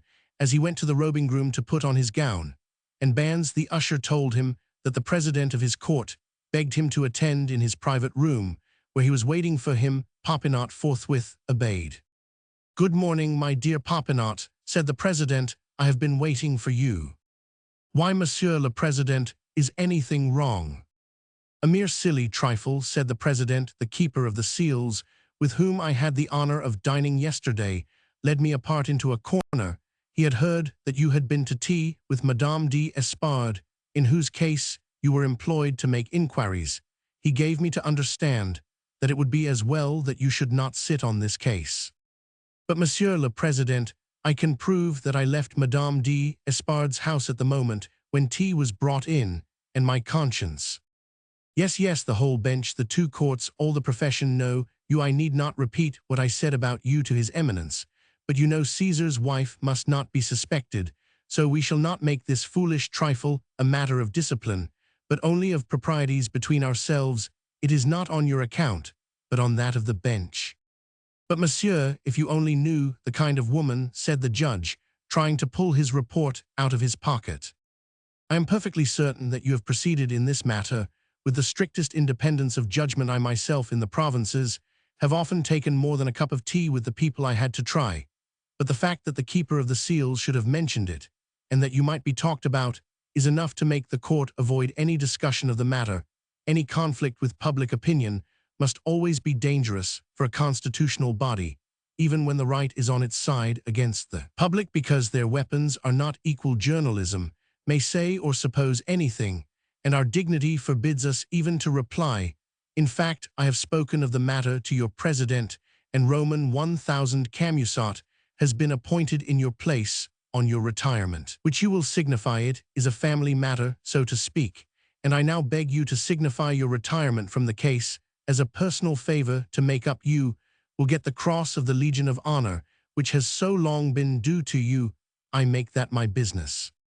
When he saw Roman 1000 Camusat, a judge recently called to Paris from a provincial court of the same class, as he went forward bowing to the judge, and the president Popinot could not repress an ironical smile, this pale fair young man full of covert ambition looked ready to hang and unhang at the pleasure of any earthly king, the innocent and the guilty alike, and to follow the example of a Laubardemont rather than that of a Mole. Popinot withdrew.